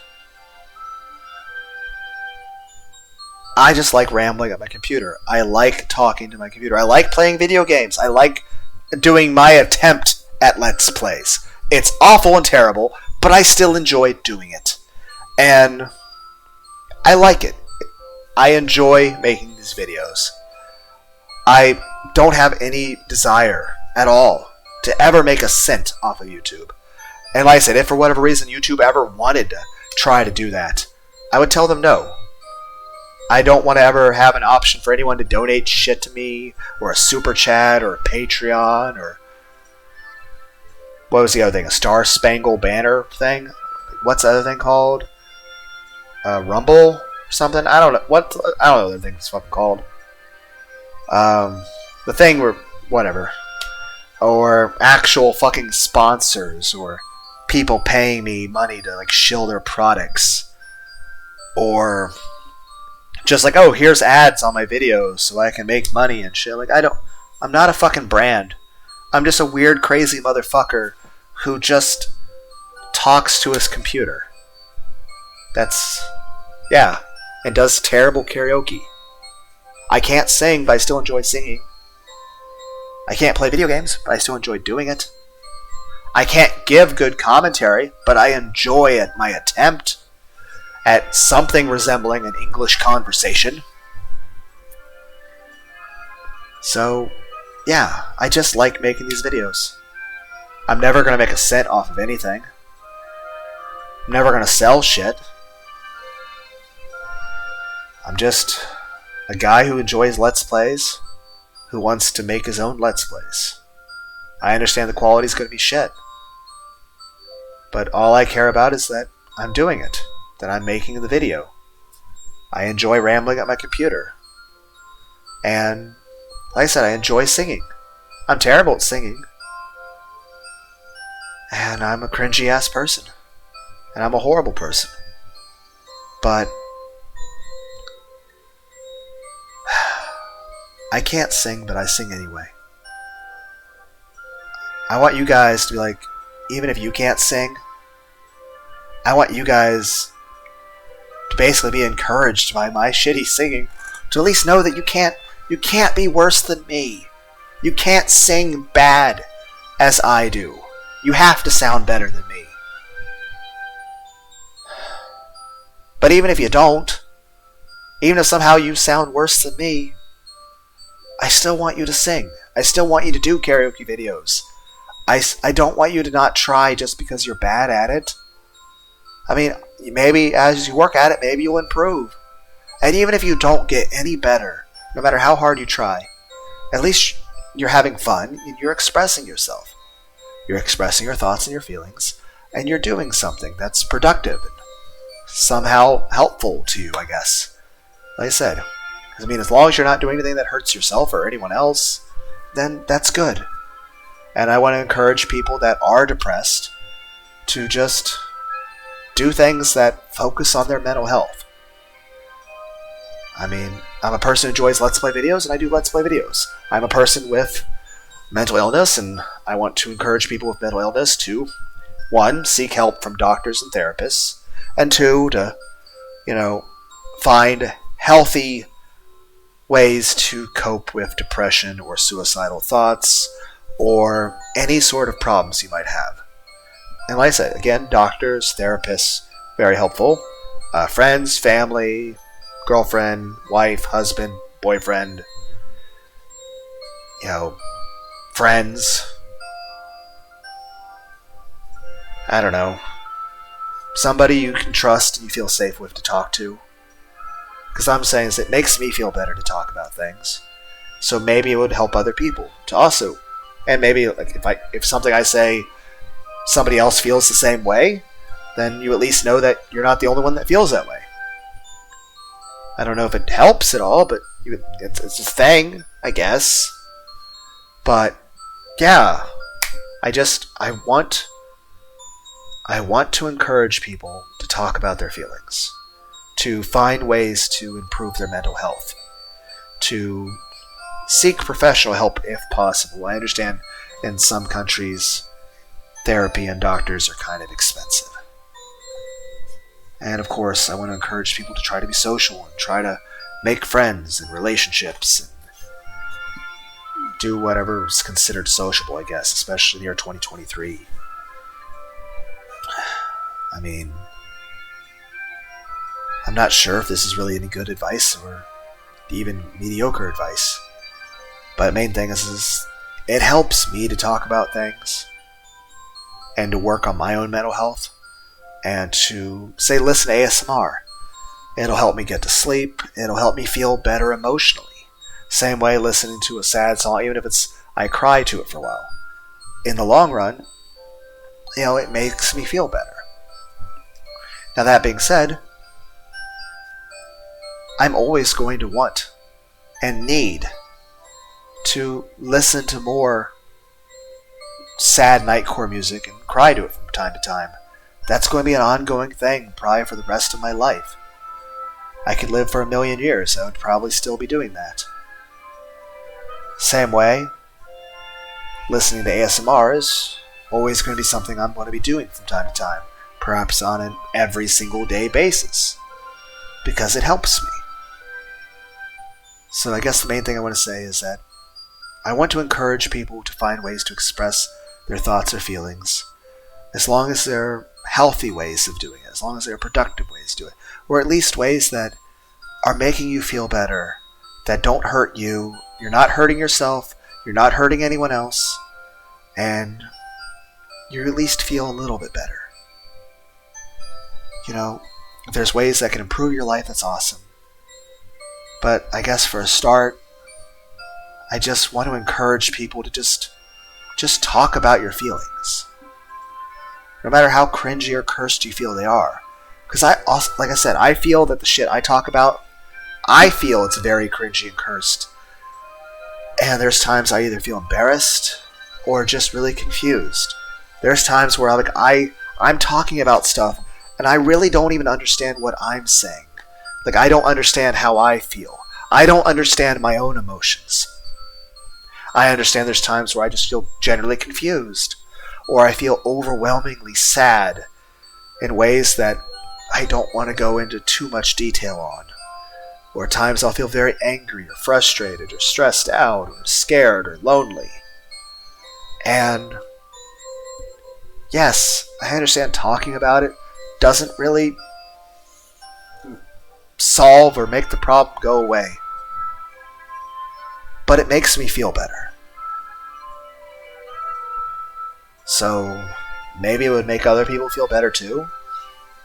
And maybe if I'm talking about my cringy ass feelings, then maybe you guys will feel more inclined to talk about your own. Like me singing my terrible karaoke. I'm singing music, I know I'm doing a bad job of it.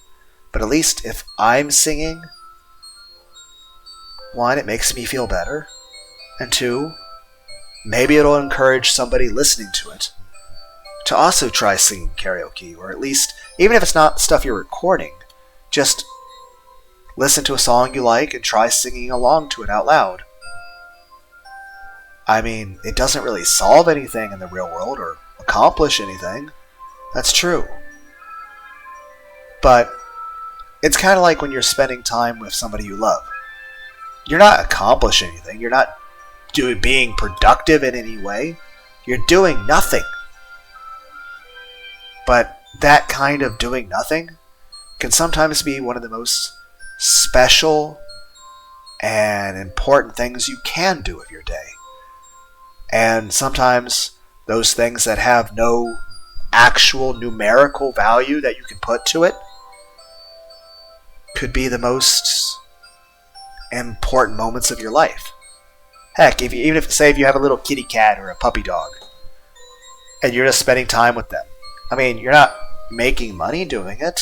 You're not accomplish anything. You didn't build anything. But your little kitty cat friend is happy, and you're happy too. But like I said, you're spending time with a person. I mean, you're not doing anything it's not like you built something or did something that would be labeled as productive in a numerical way, but you're enjoying the time you spend with that person, and you're building on the bond on that interpersonal relationship. Like, say if it's your boyfriend or girlfriend, the time you spend with them, yes, there's you're not really accomplishing anything, but you're enjoying that time you spend with them. And I would hope they're enjoying the time they spend with you too. And you're building on that bond, same as your friends. Like, say if you hang out with one of your friends and you play through the Halo 3 campaign on split screen. You just sit there next to your friend on the couch, eating some those little, what are they? Tortilla chips. They're called fucking tortilla chips. You fucking dumbass. Anyway, say you're eating some tortilla chips, and you're playing the Halo 3 game with a friend, and you're playing split screen co-op. You didn't actually accomplish anything. But you had fun. You enjoyed playing the game, they enjoyed playing the game, and you enjoyed each other's company, and you built upon the bond of friendship, and you guys are now closer. Like, I'm basically turning this into like Persona 5 at this point. You know, the little like, oh, you leveled up your friendship points bullshit. Which is then technically a numerical thing. Whatever, if that helps you to do that with people you're hanging out with, to imagine that you're getting like a Persona 5 level up screen for like going and watching a movie with somebody, I guess. I mean, does that count as healthy improvements to social interactions? I don't fucking know.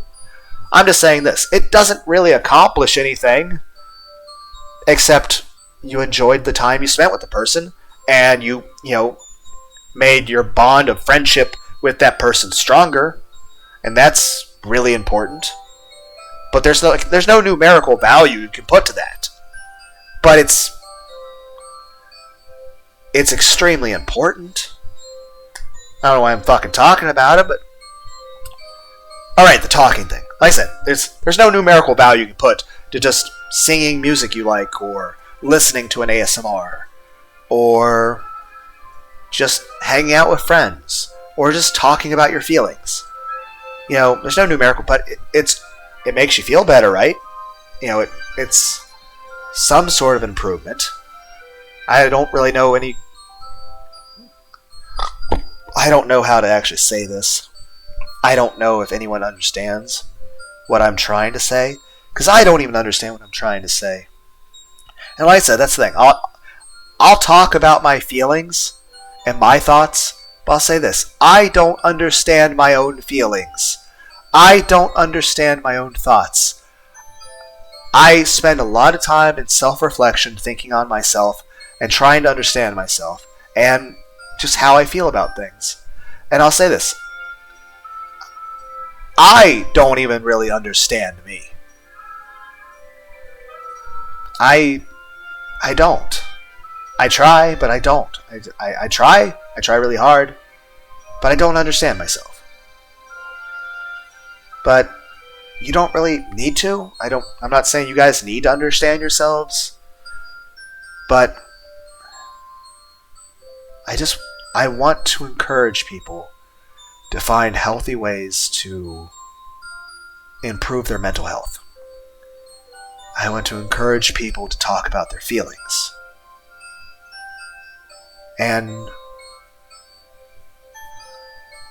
I want to encourage people to focus on their mental, emotional, physical well-beings. To focus on improving their health in any way, shape, or form. But I guess I'm mainly focusing on emotional health. So, like self-care, I want to encourage people to do positive self-care for themselves. But I also want to make the point clear that it's an ongoing thing. That if it's an issue of trying to not do negative self-talk, or trying to be healthier physically or emotionally, or if it's just an issue of trying to be happier and listen to some music or ASMR to feel better and more relaxed and less anxious, I just want to say expect it to be an ongoing process that will probably last forever. It's never going to stop. It's a never-ending process that if you're taking steps to improve your mental well-being, to improve your mental health, the process never ends. It's a never-ending process. And I'm just saying, take that, run with it. Just embrace it. That, don't feel bad on yourself that you're like, you feel like you got better on certain things, and yet you like notice there's some days that you feel really depressed again. Don't be so hard on yourselves. Understand that focusing on your mental health is important. taking time for self-care every day is important. Even if you are mentally healthy and happy, it's still important to take some time for your own mental well-being. Heck, I would imagine if you are happy, you probably are already spending time every day on your mental well-being. But I'm just saying, no matter how good or amazing your life may ever be, you're always going to need to take some time every day to focus on your mental well-being, to focus on self-care. It's not something you can just neglect or say you don't need anymore. You always need to try to care about yourself, to be nice to yourself, to love yourself. That's something that needs to be a constant from this day forward for the rest of time. So don't think that you're just suddenly better and you don't need to take care of yourself anymore. You still need to be nice to yourself. So yeah, I want to encourage people to talk about their feelings, to be nicer to themselves, to not be so hard on themselves, to not be so critical or criticizing of themselves, to not put themselves down, to not have such bad negative self-talk. I want to encourage people to love themselves and to never stop, to love yourself every day, that it'll be an ongoing process, that you're always going to have feelings you need to express. You're always going to need to try to be nice to yourself and take care of yourself. That's an everyday thing for the rest of time. I don't know. I'm really thirsty. But the other thing is this, that yeah, I like making random videos. If other people enjoy it, that's awesome. That's definitely a bonus. But I mainly just do this for myself, with no expectation of anyone even liking the video. And I'm explicitly against ever making any money at all. I just want to talk. I just need to be able to talk.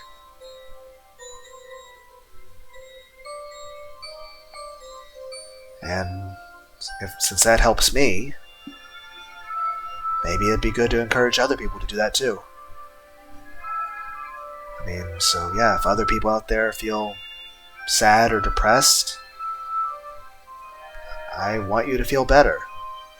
And I don't want you to be hard on yourselves. And I don't want you to think that because you're depressed or upset about stuff or hurt in some way, that you're a bad person, or that it makes you less of a person, or it makes you undeserving of love or life or to be treated nicely.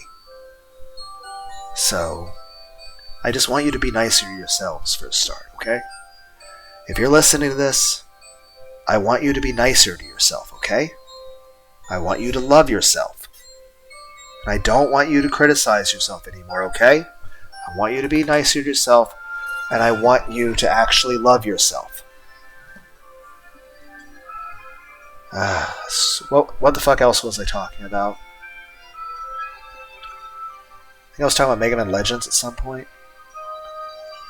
I wanted Mega Man Legends 3. Oh yeah, I was saying the thing about, Mega Man joining Tron, because Tron's cute. But like, what if like Roll and Gramps were more like neutral, and they're like more like, we're cool with whatever Mega Man decides. And Mega Man's like, I decided to join the Pirates. And they're like, cool, Mega Man, sounds great. Then again, of course, come Mega Man Legends 3, what you saw from the end of Mega Man Legends 2 is that the Pirates basically became good and joined Roll and Gramps. But like I said, I enjoy what-if stories and scenarios and just like various, like, there's a channel, Moscow X, he does like random what-if stuff, and like, that's cool to listen to sometimes. Same way there's lots of Star Wars what-if. Like, what if Anakin did this? What if Obi-Wan did this? And it's funny. Some of it's played straight, and like they're trying to dig into some sort of philosophy, and it's like, oh, it's cool, listen.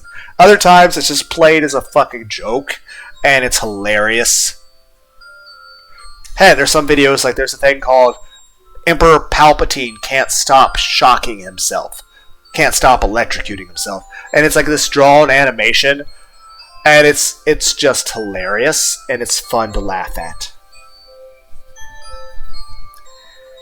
But Brave Fencer Musashi. It's a game with beautiful brushstroke artwork, amazing orchestral music. You have professional anime voice actors. You are Musashi. You are saving the all-you-can-eat kingdom from the thirst-quencher empire. You must save Princess Filet from Führer Flatsky. And, some of the villains are Ginger Ale and Bubbles and Root Trick. And everything's a food pun. And it's like Legend of Zelda, but better in every way. But you can tell there was so much stuff they wanted to add, and they couldn't because of the limitations of the PlayStation. Honestly, looking back at what's in the game, I'm surprised they got everything in there they could. And even though it was a PlayStation 1, I thought the graphics were amazing. And just awesome the way they were. The story's great. I mean, the story base starts off, you get summoned to another world. Princess Filet summoned you because they need help to fend off the evil Thirst Quencher Empire. So they give you fusion, and they tell you fusion's a like blue sword, and they tell you, okay, there's a big red sword, because you have two swords, Musashi. You had to go to Spiral Tower to get that. So you leave there, and you climb a tower full of corpses and giant bats. And you get Lumina, which is a giant sword. And then you have an Indiana thing where a giant head rolls after you. And then you fight Rutrick and the giant Steam Knight. And then you get a magical watch to detect Spincho fields that you can break with your sword. You also catch little cute, adorable bunny cat things. And then you pick them up and chuck them to get little berries to increase your health. And then you learn how to climb, and you fight a giant rock scorpion, and then you do some rafting, and you fight giant mushrooms, and you hang out with a hippie dude, and you have a dog guide you through a cursed forest cemetery maze place. And then there's soldiers. And then you break into an old prison. And then there's Vambies, which are a mix of vampires and zombies. And you get to hang out in this little chill underwater lake cave with like the most amazing music. The soundtrack's awesome. And then you go to the top of a tower to get some sort of special water, to make some sort of cure. And then you break into a restaurant with a bunch of pork chops and a girl with amazing tits. And then you go into the underground thing full of zombie vampire people and monsters and ghosts and demons. And you go around there like magical eyeballs you hit, and then you eat cake, and it's delicious. There's so much cake. I'm hungry and I'm fucking fat. I want cake and ice cream and soda and Pepsi, and I'm so fucking hungry and thirsty. Why don't I have something to eat right now? I'm fucking fat. Anyway, you eat a bunch of cake, you open magical eyeballs, you get a belt that gives you the power to do double jumps. And you also do bowling, where you throw giant bowling balls at giant cock-sucking Venus flytrap plants. And then there's hidden traps and through walls. And then there's little blob people that walk around. And you have platforming segments with little balance beams. And there's stuff spitting, and there's saw blades. And then there's like little magical dark mazes. And there's little Sudoku puzzles and Tetris. And then you have lots of stuff where you just giant battle melee with a bunch of zombies and monsters and flaming arrows. And then you have more mazes and labyrinths. And then you have this one awesome thing where you're doing these platforming jumps off. You're just like these rotating and spinning blocks in the middle of a fucking abyss. Doesn't make any logical sense, but it's so much fun. It reminds me of the game Blue Fire, which I played some of, and then I just sort of stopped because I guess I was busy or something. But it was like that. So if you want to enjoy the amazing awesomeness that is that one platforming section, play the game Blue Fire. A game that I will probably return to at some point if I ever get around to it. Blue Fire all around it, like, and it even has like a little DLC called Voidwalker, which a bunch of people do all these little custom levels. It's awesome platforming and amazing. But I have trouble focusing on one thing. So I'll get back to it one day and then be terrible at it because I don't remember any controls. Heck, at some point I think I might try to go back into Dead Cells because, you know, there's the Castlevania DLC coming out. Not that I've even beaten a single fucking boss in Dead Cells.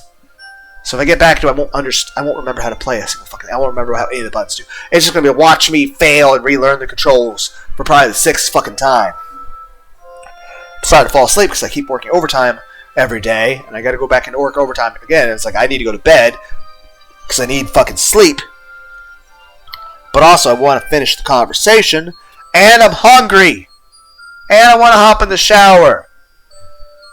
Okay, we have 45 minutes so I can order pizza. Okay, we're going to do that. Whenever I finish this video, I'm going to order pizza, take a shower, eat pizza, watch Let's Plays, and have fun, and then get some sleep while listening to some ASMR with Neckos and loving self-help things where I get to hear conversations of what it sounds like to actually have somebody love and care about me and say nice things to me. And then I'll get a few hours of sleep, and then I'll go back to fucking work. Can't even listen to music at work. And of course, for the past couple months, I mean, I work in a fucking factory. They have all the fucking fans turned off because they're trying to save money. I'm like, yes, fuck the well-being of the human being who's actually fucking working. You know, it's not like the fans were there for, you know, the well-being of the human beings working in the fucking factory. No, it's not like it's fucking hot as fucking hell and I keep getting fucking galled between my legs on my fucking thighs because my body exudes so much fucking body heat more than the average person because I'm a fucking furnace. I'm just saying I would like it if the fans were back on.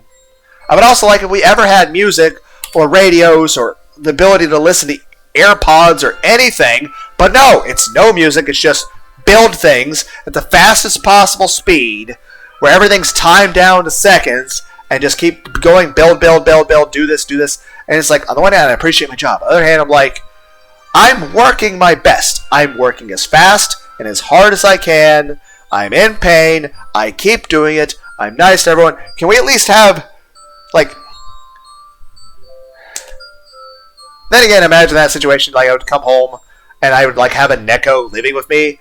And I would, like, the person would, like... It's like, hey, I understand what a shitty day you had at work and how stressed you are and how exhausted you are and how hard you work. You're appreciated. I don't know where I'm going with this. I like Nekos. Cat girls. But I'm just saying, why can't we have the fans on? It's too fucking hot. I like it colder. I like hot cocoa.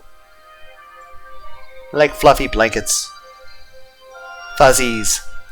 Then again, I love cuddles. What the fuck is this conversation? Start off me bitching about work, and then it's just, now I'm talking about cat girls. What the fuck? Don't look at me like that. Don't look at me like that, TM trainer. We'll get to you. If I live long enough to get the money to buy you. That's the other thing. I'm going to hold off on getting that key. Because on the one hand, getting an item might make me stand a better chance at not dying in the fucking fight. But if I go in the room before a TM trainer, it will be a normal fucking item. I want to maximize the amount of... Now you might have said, oh, what if you hadn't got... Like, no matter what, I don't care. I want the stapler. Stapler is a fucking awesome item. And I'll say this, right now I work in a factory. Maybe one day I'll work in an office. Maybe I'll work in some corporate environment, typing on a fucking computer or some bullshit. Like a fucking cubicle or some stupid bullshit like that. All I'll do is this. I'll rewatch the movies Office Space and Fight Club. Because both of those take place in an office. So all I gotta do is watch the movies Office Space and Fight Club and just use those as how-to documentaries about how you're supposed to function in a corporate environment. At the very least, I don't know, maybe it'll pay better. I would hope. Like I said, it doesn't pay terrible what I do, and it's not a bad job. I just feel miserable. But then again, it's not like I have, there'd be a job out there I'd be able to do that I would actually enjoy. But then again, it wouldn't be work if you did, I guess, right? Fuck. I just want to be able to bitch about it, okay? That's another thing. It doesn't change anything in regard to work, but it's nice to just be able to bitch about it.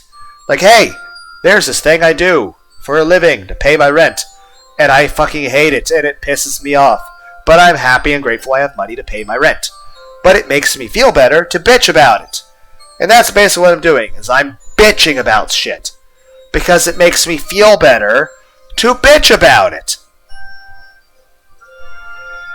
It's kind of like when you're using your punching bag. I'm not accomplishing anything when I punch my punching bag, but it makes me feel better. So, yeah. I don't know what the fuck I'm talking about. Alright, Brave Fence Musashi. Why did I start talking about work? I don't know. Main point, work's work. Everybody gets pissed at their job. That's normal. That's everybody, right? I'm pretty sure anyone listening to this, which honestly, again, I'm presuming a lot to assume that anyone's even listening to me, let alone even clicked on the video, let alone sat here for what's probably been a couple hours listening to me ramble about my inconsequential bullshit of just me. Because, let's be honest, I'm completely unimportant and nothing I said has any value or significance to anyone. I'm just some random guy. My thoughts and feelings really don't have any impact on anyone else, and there's really no reason why anyone else should or would care. But it just makes me feel better to talk about it. Anyway, Musashi. Anyway, the platforming thing's awesome. Anyway, so then you then break into a church and you kill a bunch of super zombies. And then you spill their corpses around the church pews. And then you go bring back the church bell that was stolen and return it to the priest, who then gives you the statue of an angel, which then you can fight the god of wrath. So like a God of War reference here. But you don't actually get to see Kratos. Though there are chain blades at one point. I guess the Relic Keeper would kind of count as that. He gets a ceiling crushed in on him, and then you'd fight a giant fire monster from out of Ganondorf's asshole. It's like Ganondorf's asshole just rips open, and a fire beast jumps out. So you fight that over a lake of lava. But before that, you have a Mortal Kombat style thing with a bunch of spinning turbines and little Bowser, fireballs. Basically, Bowser shows up for a bit. You guys get really drunk off root beer. Because like I said, I don't drink alcohol. But, Bowser shows up, you drink a bunch of Barks root beer. And then there's an octopus and things happen. Whatever. We've seen enough hentai to know where this is going. There's at least a princess crown. Anyway. You fight the giant fire monster with the backdrop of Kratos holding up the thing for Atlas. After that, let's see, the next chapter is you then go to an old scrapyard to get some stuff to fix the gondola, which is like a giant vehicle that travels through the castle and a part of the village. Which technically you've just been taking normal waves to teleport you, but we assume you're climbing up and down the mountain every time. We're just walking. But either way, it's a little boat that goes through the air. So you're fixing this with the help of the carpenters that you saved for the giant green diamonds. Anyway. As you're working on that, they're going to take some time, but you got the equipment you need. Anyway. Next, you wind up trying to hunt down the thieves that stole the bell. So you have to solve a shogi puzzle. Shogi is the Japanese form of chess. So you have to get some stuff with some mercenaries who are talking about killing people and eating pot roast and stuff.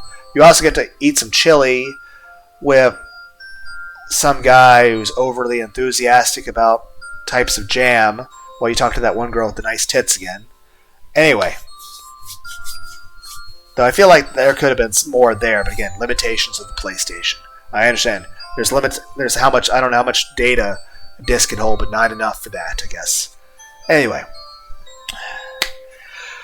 Out of breath. Anyway, so you solve the shogi Japanese chess puzzle. And then you make it to a giant frozen castle in the middle of the wilderness, where everything's covered in ice. And there's giant poison flowers, and werewolves that know judo. There's also really happy penguins that cut their own heads off and then scream in terror and pain. You also have little clone people that look like you, but they're more geometry. So, in a world of polygons, some people have more polygons than others. But they copy all your moves, so you have to sort of, move yourself in a way to manipulate them to move to plus you have certain attacks that they can't copy. Mainly the power of your scroll. But they copy all your sword and normal movements. Then you have various puzzles you gotta do, and more cool platforming. There's also Bane, Tom Hardy. Tom Hardy from the Batman movie shows up, and he helps you. And you guys are hanging out. And then you meet Batman, and you go to get some Dairy Queen. And then after that, Batman and Bane hug and become best friends. And then Batman's like, hey, I brought you some shoes. And now you can walk on ice without slipping. And then Bane's like, I can do you one better. I brought you a vest. It will let you charge your magical powers faster. Awesome. Anyway, you then fight a giant ice dragon that spews cocaine at you in kamehamehas. You also see a hallway full of this awesome paintings that I wish I could see in a closer view. After you fight said giant ice dragon of cocaine and Saiyans, you then come back to the village. And remember, there's multiple shops here. One sells bagels and scones. The other sells oranges and milk. Another sells toys, and you can buy action figures of all the people that you've been murdering. There's also a pawn shop, where you can take the stuff that's like, hey, I found this really cool helmet. And he's like, it's a fucking bedpan. Oh, gave you $10 for it. Sure! And now you have $10. You then buy oranges and bagels and toys of the giant cocaine dragon with. And it's awesome! And your save point is the inn. So you go into the inn, you can sleep there, but you have to pay money. But you can just go back to the room at the castle. You can sleep there for free. But it's convenience. But you save in the inn. The inn's guy, there's two brothers. They run the inn. Their names are Hotello and Motello. And their daughter's name is Mint. The bakery dude. The bakery. It's run by a girl. Because the dude who actually owns it is actually drunk off his ass all the time in the restaurant with the zombies. But his daughter runs the thing and sells me bagels and scones. Her name is Jam. There's also a really cool fountain in the middle and some stuff and trees I can climb. There's a restaurant that sells food, and I can also gamble there. And then there's a church.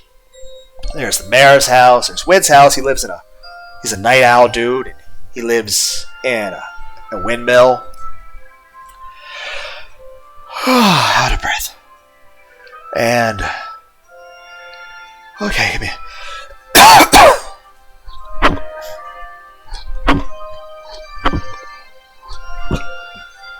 Sorry. Just mix of gas and some acid reflux. Sorry. It kind of burns a little bit. Ran out of breath. Anyway, back to the video game. So, yeah, you have a bunch of little houses with people, and there's little subquests you can do with the people. Some of them are cool, or some are inane. Some of them are actually really fucking depressing. Like, you do this stuff to help this old lady, and then by the final chapter of the game, you know, she dies. But then her husband's is like, hey, you really, you know, cheered her up, and it reminded her of her grandson and stuff. So here's a toy. And it's really sad and depressing. So yeah.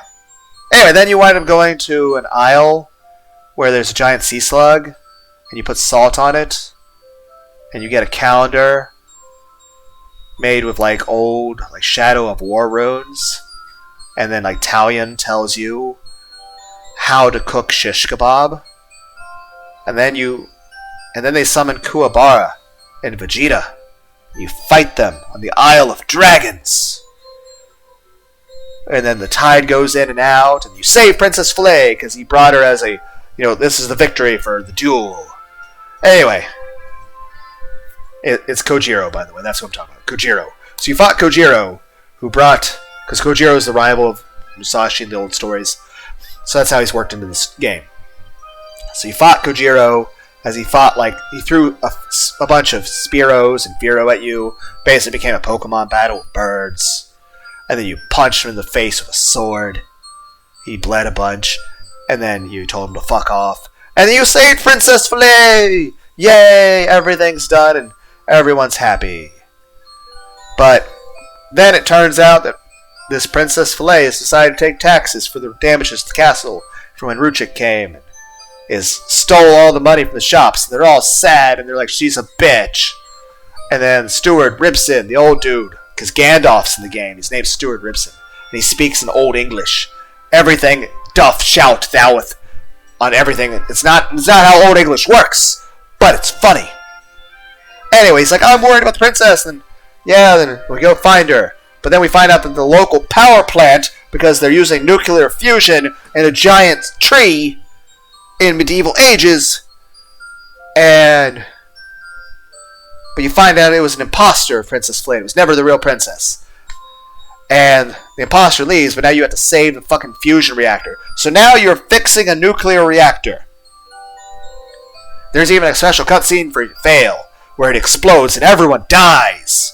The whole village, everything explodes. Everything's on fire and dead. It's your fault, because you couldn't fix a fucking nuclear reactor. What kind of fucking game is this? It was fucking Legend of Zelda running around with swords, punching a fucking rabbit. Now, I'm fixing a fucking nuclear reactor! Anyway, after you fix the nuclear reactor, now there's giant fucking ants everywhere.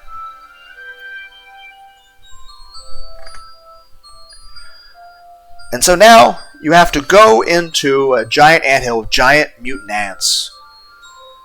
And you fight giant ants.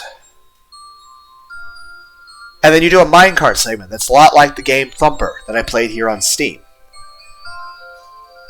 And then you fight a giant queen ant as you're basically on her belly fighting her as she does ant things to attack you with her giant mandibles and stuff. But then there's also poison that flies at you in wind. And then the maggots the size of cheetahs flies up out of her intestines and keep trying to eat you as the poison clouds keep trying to come at you. Anyway, after you kill the giant queen ant, you then talk to your hippie friend, who gives you some poetry that helps you figure out how to use the power of Christ to go to the world of Elden Ring. So, you wrap up some last quests in your current world, and then you do that. Then you go into this cool little mini-game puzzle in the sky. It's kind of chill and it's cool. It's like Terrence McKenna. And this is weird to mention because I've never smoked it. I've never done any drugs. I've never smoked any weed or mushrooms, but I enjoy a band called Infected Mushroom. And I'm making a reference to a person who did a bunch of DMT and talked about psychedelic things. I just enjoy the music and the art. Anyway, after that whole experience goes through, you then meet Colonel Capricola, who has Princess Filet, the real one, captive, and you have to save her. So now you're running across a bunch of pipes that are covered with spikes, and you're using your new power to fly and float and hover and scooty-scop through all these electrical, like, mazes where Pikachu is trying to become, one with the Force. So anyway, as Emperor Palpatine Pikachu keeps trying to fight you, you then eventually get to the end and you fight Piccolo. After fighting Piccolo, you now have a giant, amazing, convoluted maze based off of the fucking calendar of runic stuff that Talion gave you earlier. After you finish that, you then have to fight Krillin. After that, you then have a nice little gauntlet battle where you fight through airships and all sort, like, it's like Dynasty Warriors. And then there's an actual garden hedge maze.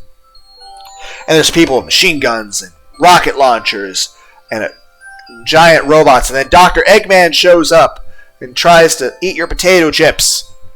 And then you break his computers and he's sad. And he leaves and he walks away. He's just sad. That's it. Then you meet Shadow the Hedgehog. And you play him in poker. Then you guys go to Taco Bell. It's awesome. You then break into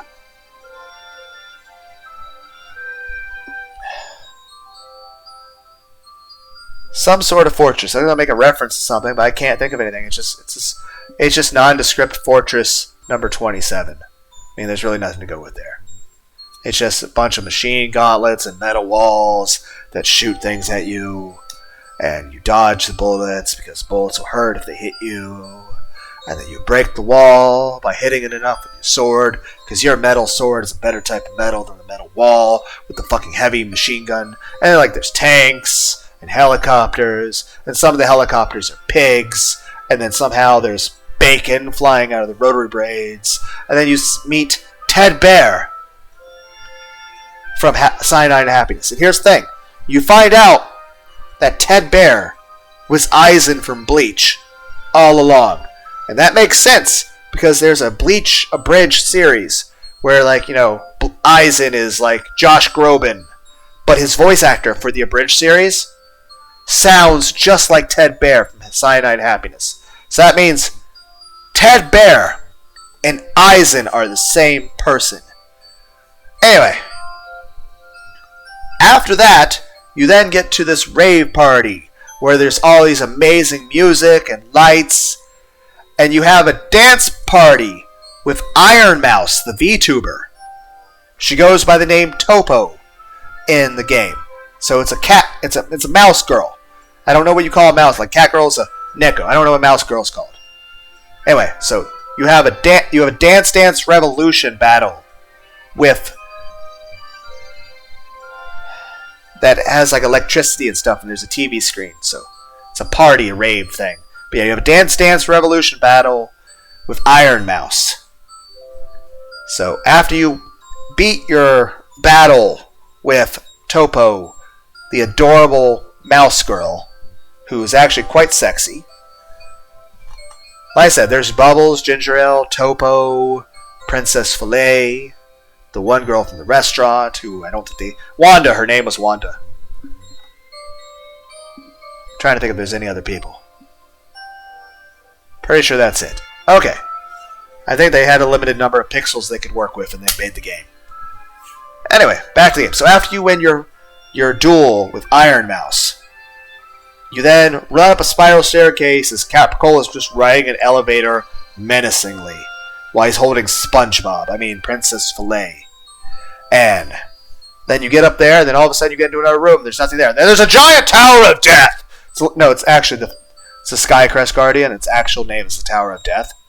And what it is a giant rotating 5-story tower that shoots laser beams and kamehamehas and weird hexagon beams that reverse your controls. And there's electric walls and beams and stuff for you to dodge and eyeballs that look at you and stuff. And you're going around playing red light, green light. And eventually, you'd beat that. But then Fear of Flatsy shows up, steals your sword, uses it for the final crest, and it becomes the Wizard of Darkness, Giant Titan Man, who then kills your hippie friend and Fear of Flatsky. You then run away with Princess Flay to try to get her to safety. Over a bunch of collapsing bridges and shit. And then Kojiro shows back up. And then the Wizard of Darkness eats Kojiro. And turns into a giant dragon. You then climb a spiral tower in the most tense bullshit you've ever played in any forced double jump segment ever. It's the most slow-paced but most tense bullshit ever. Then you get to the top, and you have a battle with the fucking giant dragon, which is a two-phased boss fight. The first phase is Giant Dragon. The second phase is he becomes Frieza from Dragon Ball Z. It's not even a joke. Look at his final form. It literally looks like Frieza's final form. You know, Frieza's getting all sorts of new forms. I feel like the next movie they're going to make is going to have cooler. I'm like, are we going to get like the armor that he got in the Revenge of Cooler movie? Because that looked really cool. You guys know. I'm just saying it was a cool movie. Granted, they're not canon. They're not really worked into the story of the game. But I enjoyed the movies. It's like Goku versus Pikkon. The whole Otherworld tournament's considered non-canon, but it's cool as shit. Like, you have Super Saiyan, Super Kaioken. Like, I want to see Kaioken Super Saiyan 3. Or how about this? What if Goku does Ultra Instinct Kaioken? Like, I feel that's the next logical step. Use Kaioken with the Ultra Instinct.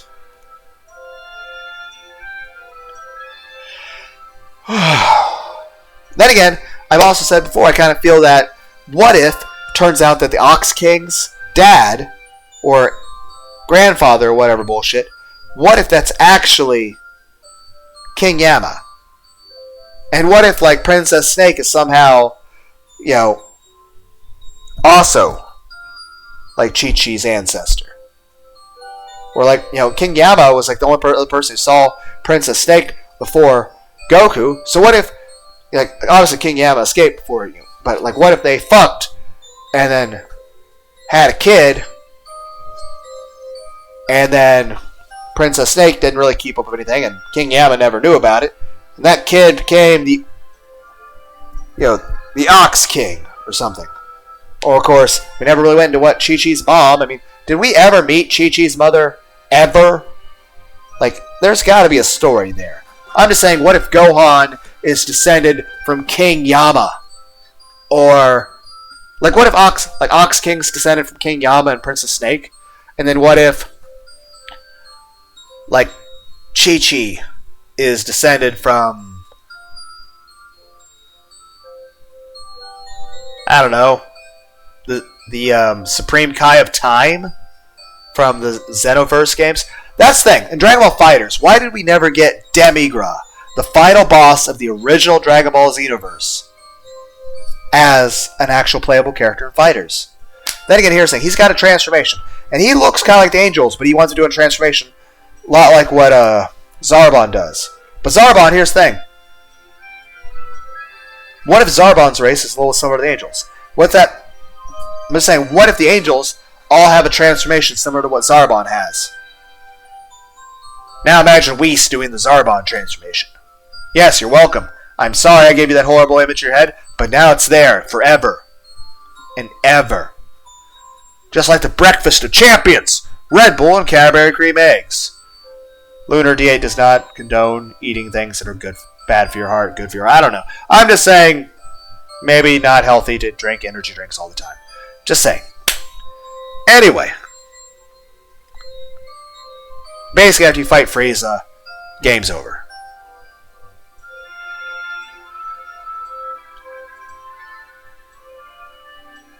What the fuck was that? Okay, I don't know. Let's just play the game.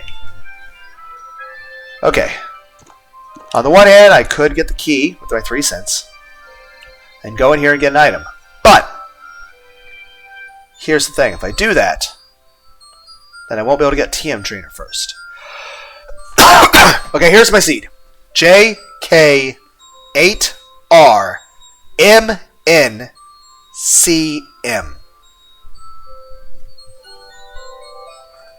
I'll take a picture with my phone. Because more than likely I'm going to fuck this up. Because it's me. I'm the one playing this. At no point during this whole tirade did I suddenly... Maybe I did. Maybe I'll suddenly have amazing skill and be good at the game. Then again, if I pick a character other than Tainted Lost and reload it, like I did with the thing where I still don't know if Ankledama and Tech Zero would have been synergized. It probably would have been amazing. It probably would have been really fun. But I have to look it up or something. But it probably would have been a lot of fun. But if you go with a character that's not Tainted Lost, well, it's not that item. So I'm like, yeah.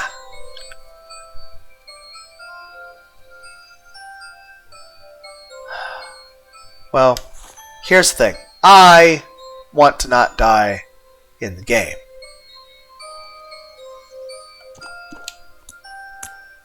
I do not have enough to... Oh, so I'm gonna flip a coin. Heads, I go get whatever items in there. Tails, I try to get TM Trainer first. Heads, we're getting our item.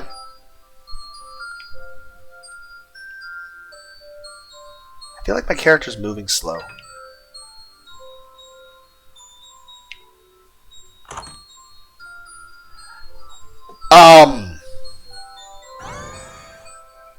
I regret nothing.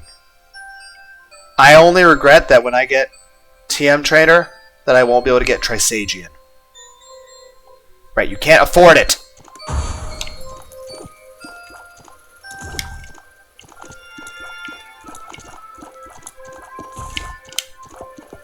Ah! Oh god. No, no, no, no, no, no, no, no, no!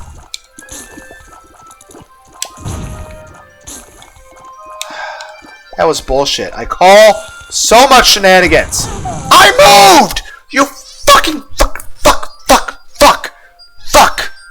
fucking bullshit.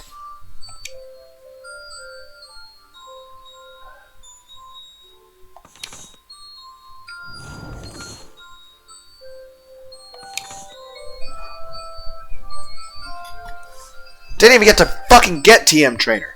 Spent like more than 5 minutes. It was more than 5 minutes you spent talking.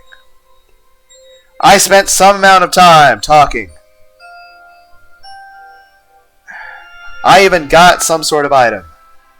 Okay, J, K, 8, R. You should not have struggled to find the fucking R. C, M.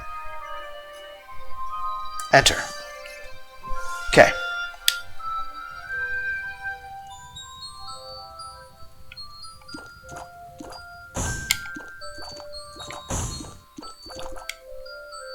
Okay, so TM Trainer is still there.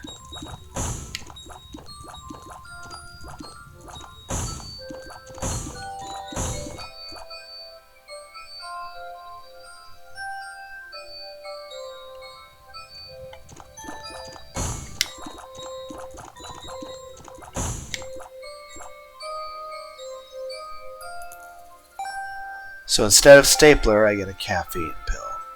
That's acceptable. Oh, right. Speed up.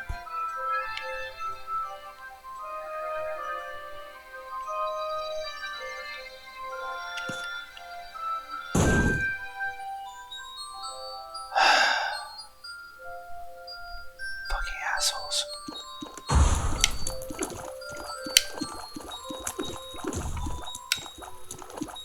You know what? Since we're not getting an achievement. Anyway, new run. Normal greed mode. Because I would like to make enough money to actually buy the fucking upgrades.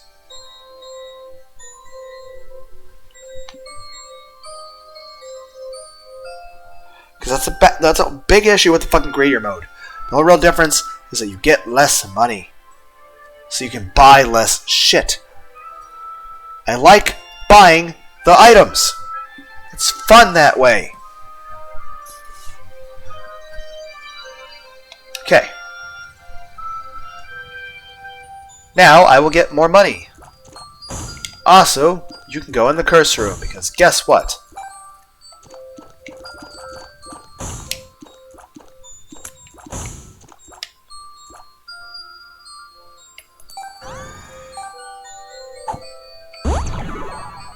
Speed up.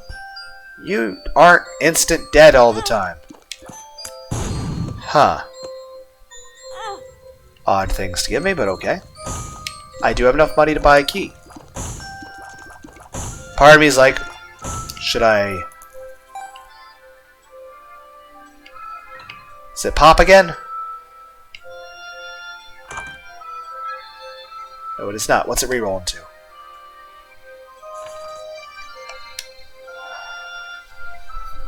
Well, if that's the case... Everyone's like, please stop, love God! Stop restarting! I'm like, I'm sorry. I don't have a cheat engine or anything like that. I just have a... You know, I'm annoying. So, something. Okay, 8RMNCN. Okay, now you might be going, why are you doing this? Simple.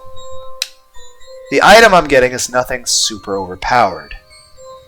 And as long as I don't go in any of these rooms, the item's not decided. I'm maximizing. Ow. That hurt. I am maximizing the amount of uses that TM Trainer will get.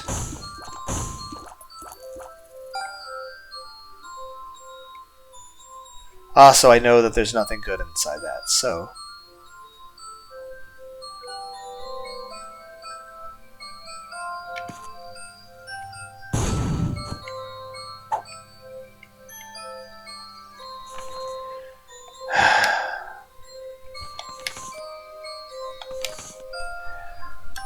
Everyone's like, for the love of God, stop! I'm like, I am not wasting that bomb! We're early enough in the level. You know, I'm losing like 2 seconds. Okay. Attempt 47 with my win streak of -85. Which I don't think these recent restarts have done anything bad to that. I don't think those count. I'm just saying I'm going to not... Because the caffeine pill is not really going to help me majorly.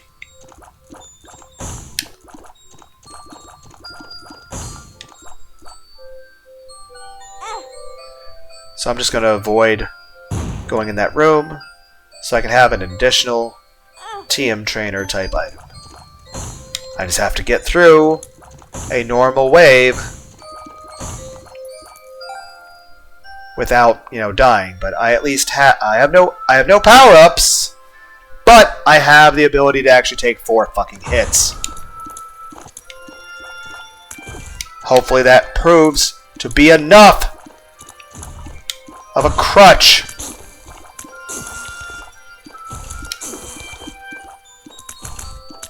So I'm grabbing that lemon lime soda. I am going to be back. Ow, my ass.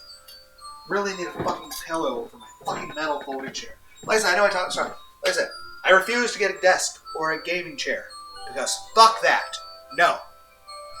I will continue my shitty setup of sitting in a metal folding chair with my laptop on a second metal folding chair on top of my bed. The only thing I'm going to do is maybe get some nice pillows to put under my ass.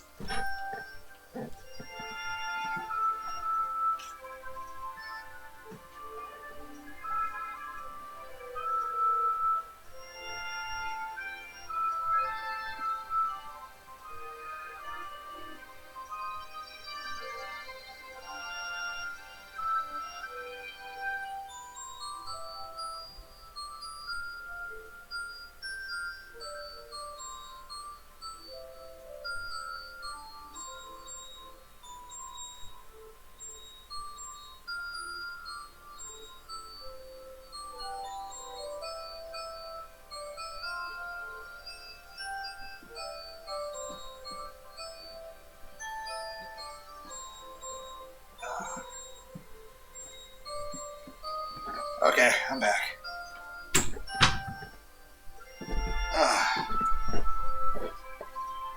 Oh, fuck. My head fucking hurts. Yeah, I got me some soda. Lemon lime.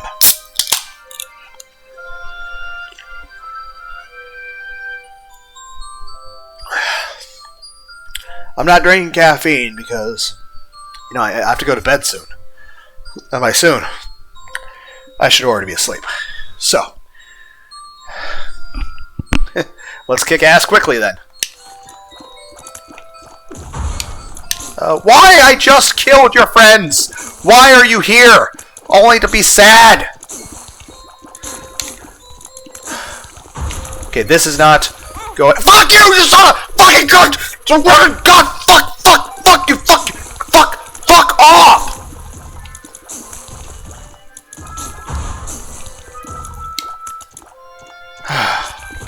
Hi! Since when are you a fucking thing?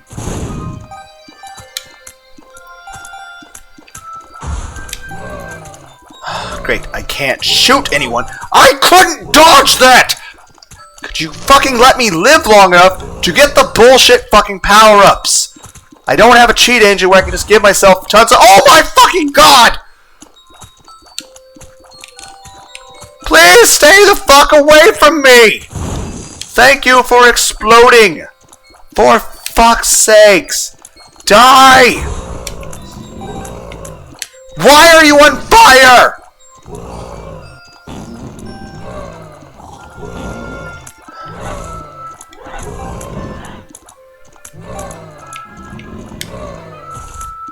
Finally made it to the end of a fucking wave!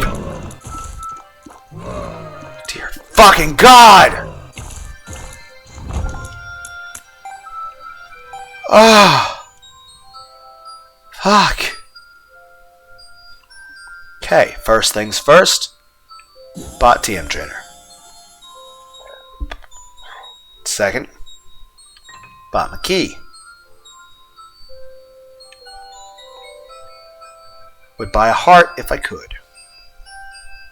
Probably will here momentarily. Okay. No visible stat changes.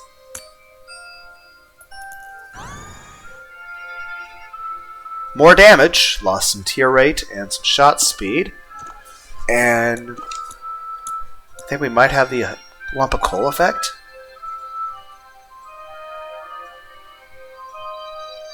Huh.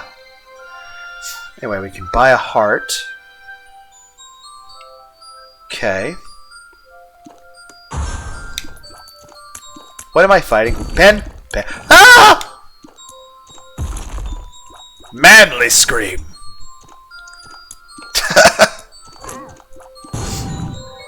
Ah, Lunar D8, the yelling of the dumbass. It's weeb mating. Oh my fucking explode! Ah! I shouldn't be this startled by what is not a horror game. This is, 1, it's not a horror game. 2, nothing about this is intended as a jump scare. And this is a game I have, in just this version for the computer, 1,000 hours of experience. Nothing should surprise me anymore. And yet here I am yelling like this is fucking Fear with damn Alma. Or Pokemon and Cynthia. Haunter.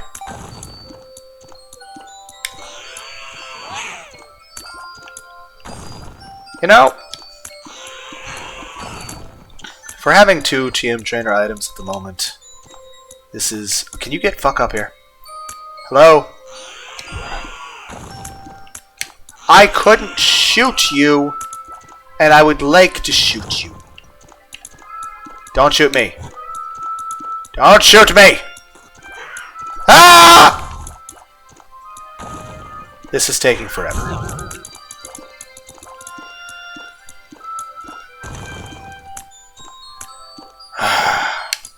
The real enemy was patience. You son of a bitch! What exploded and why? Understanding these subtle intricacies that are... You fucking son of a bitch. Stop making me spend all of my money on health.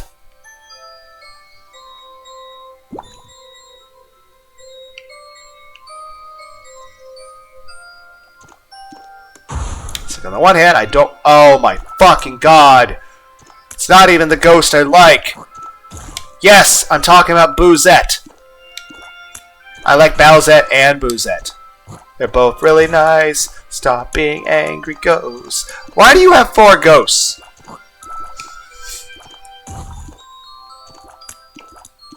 I somehow managed to do a dodge. Sir, I am going to use this bomb on you.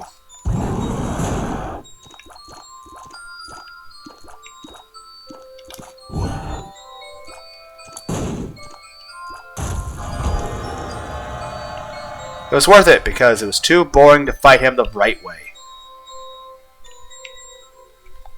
By the way, the shops from now on are going to be a little bit awkward. Because their shop prices should be changed. Which means I might get some items for very cheap. Or for, well, not cheap.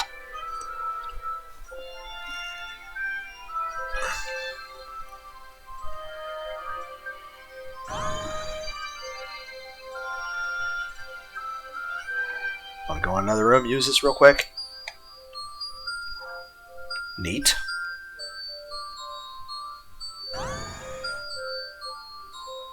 Reroll it. I heard noises when I did that. Okay, no real noticeable variations have occurred. Nothing's on sale for a good amount. I appear to have lost health, though!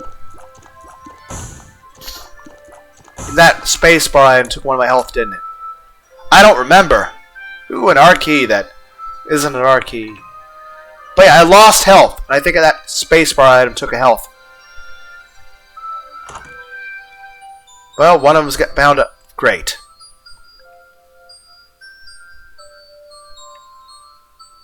I'm curious. What?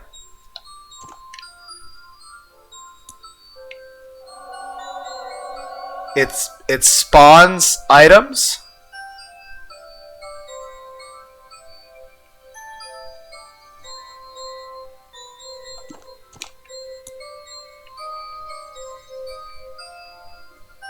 I can't buy anything. Give me money with your souls. Thank you. Die again.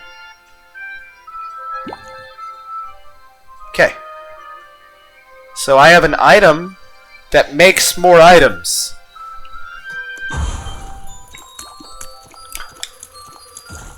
You know, this is still a pretty tame TM trainer. And, like, I know it can get kind of crazy. And this is honestly a very modest... What? Ah!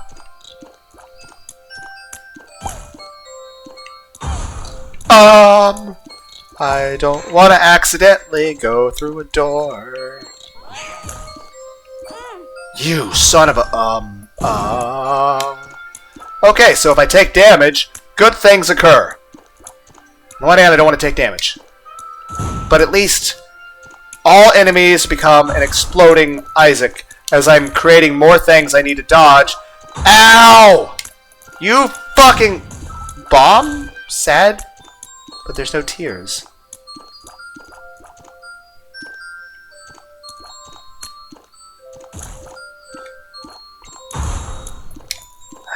This is getting... I need to, like, try to aim those away from the... So this is an awkward... I don't know if that green stuff can hurt me. I don't know. Maybe... Am I immune to ground damage? I don't know. I don't want to test it.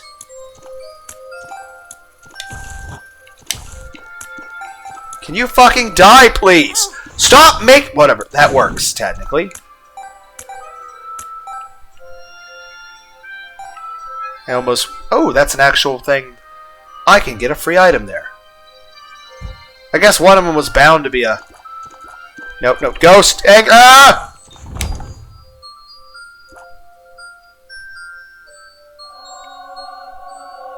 Okay, no noticeable change.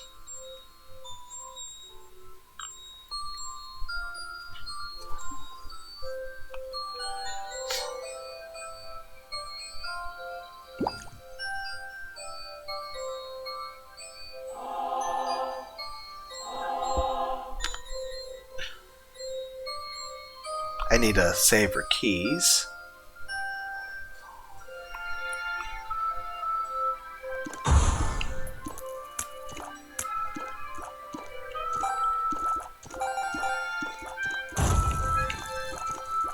At least the doors close, but I can make doors that are open. Or do they explode open later from bombs? I don't know. Who's been keeping score?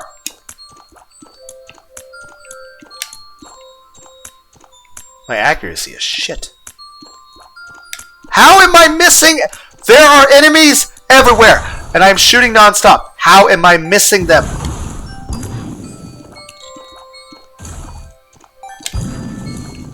Ah.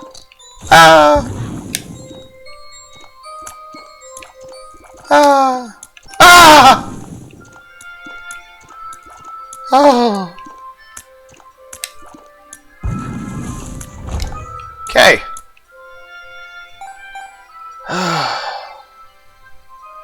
Okay. Thank you, new item that does a thing. Ah, stop hitting me! I don't like you that do that. I just forgot I had to, like, shoot you.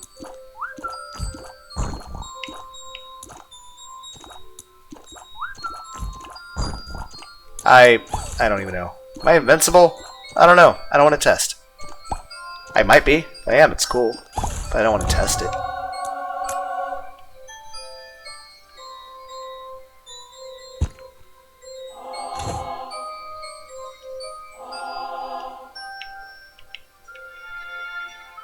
Seeing if I had a charge attack now? Huh. Okay. Shame I couldn't explode the dude, but... Huh. Am I gaining additional heartbreak things every time I don't know. If that's the case, that could be really bad. I think I'm gaining additional heartbreaks every time I use that. Which means... Back to this then.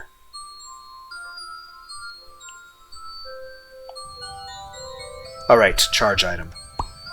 I need more tier rate. Great, I can't do anything with that. Yay, money!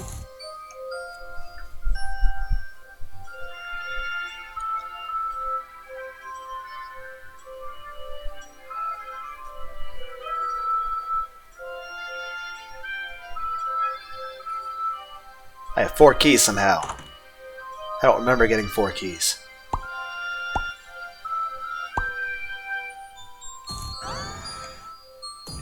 Didn't gain any tier rate. Okay, no. Okay, that one's a fist now. I gained some shots. Very negligible shot seed. Okay, so I've gained really nothing. These prices are shit. But...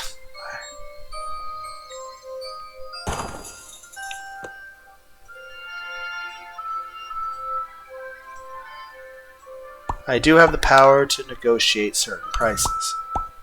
And by negotiate...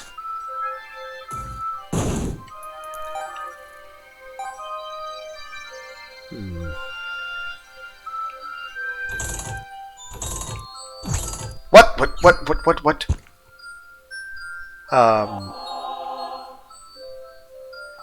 What? Means good, but... What?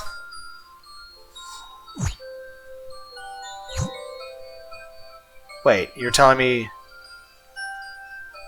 if I enter the shop at the moment, I auto-teleport? Hopefully that's just for that shop. Huh. I have a baby plum? I have multiples. I guess I get one every... Okay, that'll work really good with this mode, I guess. That's actually pretty overpowered. That's awesome, and it's adorable. We're looking at sea otters. And at least with this attack, it kind of homes in a little bit, so I can just hold the shoot button for eternity. Yeah, motherfuckers! Oh my god! Explosions! I don't know what's happening. Oh my fucks! Well, that wasn't very nice. Did I take damage? I think, yeah, I lost a spirit heart.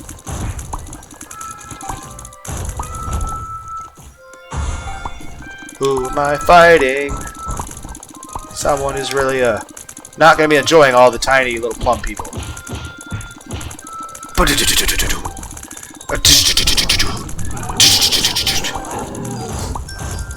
Okay.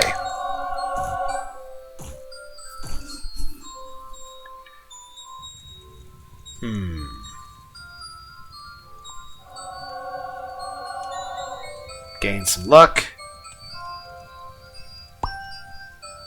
No noticeable changes, and I have no bombs to blow you up with. At least if I get a spacebar item, I can re-roll it. Though, of course, if it's a spacebar item, I'm going to use it real quick to see if it's something I want to keep. But yeah, I can't. Yep, I just wanted to... Okay! That's a thing!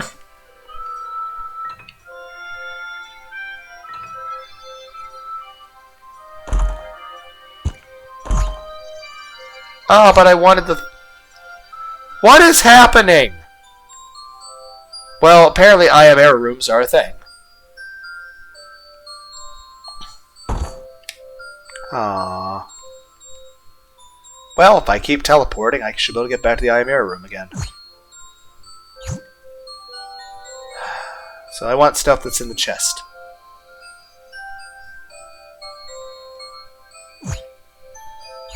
This might take a minute.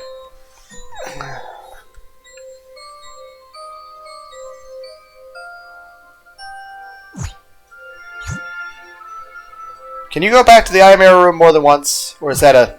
No. I don't know. Should I test this? To be like, can I get teleported back to the I am error room?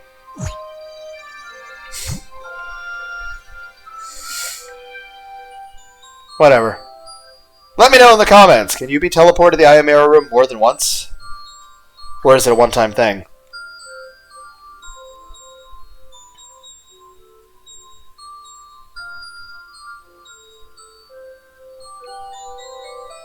Huh.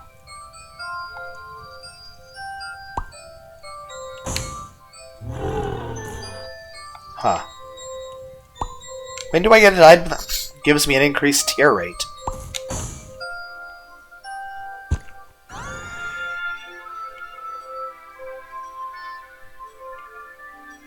Okay, this is like the least that's done. 97... Really? These prices?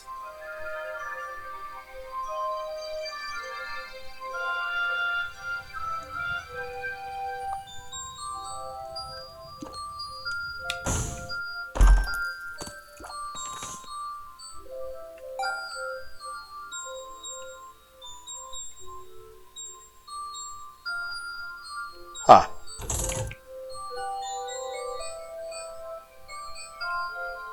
Well, I at least want to buy this.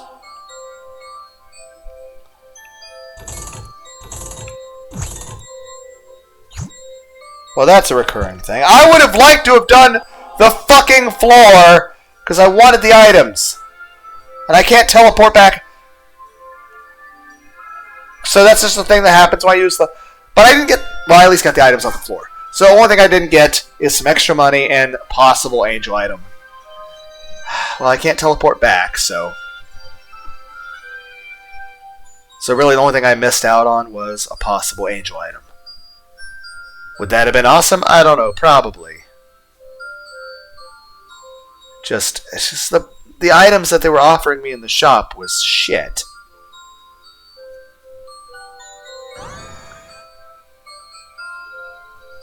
Okay, I gained a familiar at least. Why are your prices garbage? Oh well, I won't re-roll them because it'll make me go to another fucking floor. And I'll miss a potential item.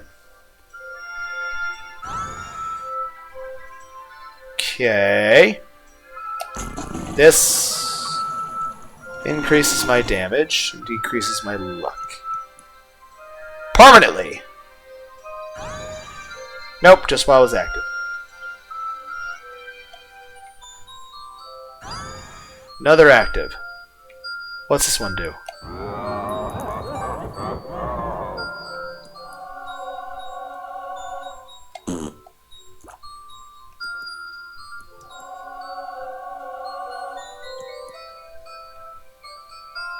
Huh. Feel moderately disappointed.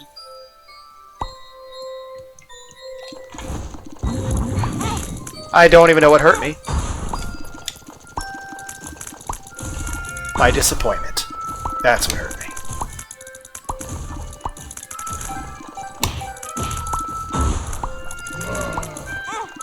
I don't even know what's hitting me.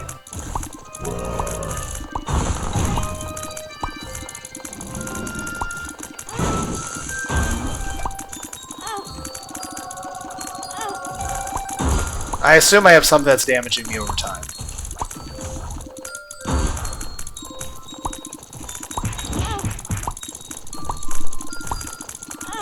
Well, I don't know what's hurting me. Judgment.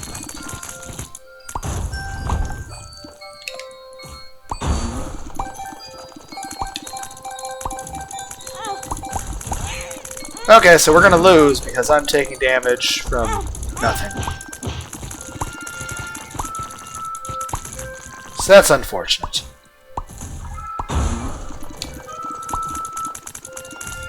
I have gained some pretty good damage.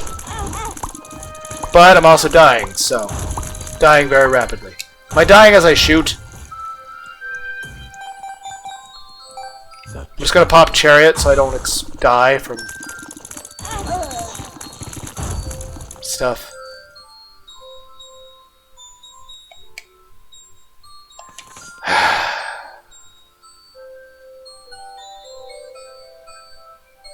Pretty sure it was 85 before that. What, is 85 the highest that number goes? Well, easy way to test that. With a run, we know we're going to lose no matter what. But is negative 85 the highest it can go? Like, they're just like, yeah, we're not going to keep track of your failures past this point. Because knowing you, you do a fucking 9,000 joke if you kept failing that long. Like, oh, look, I got 9,000 failures.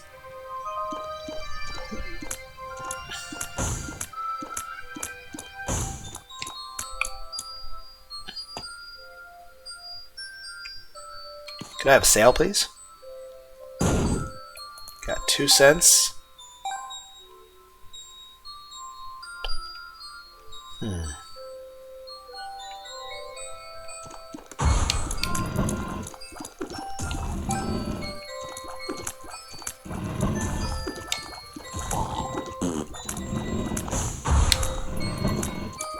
Okay.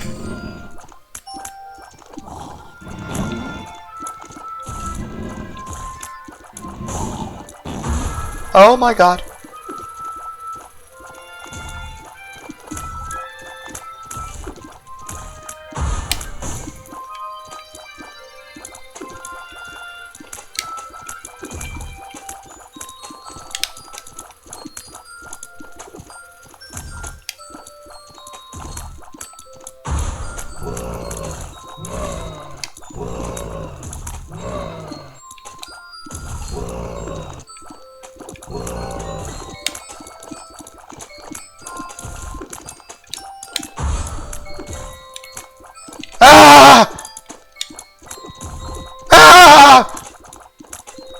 Please stop being spiders. You're erratic and hard to guesstimate how you behave. Oh, fuck me! Great. Of course he exploded! Why wouldn't he?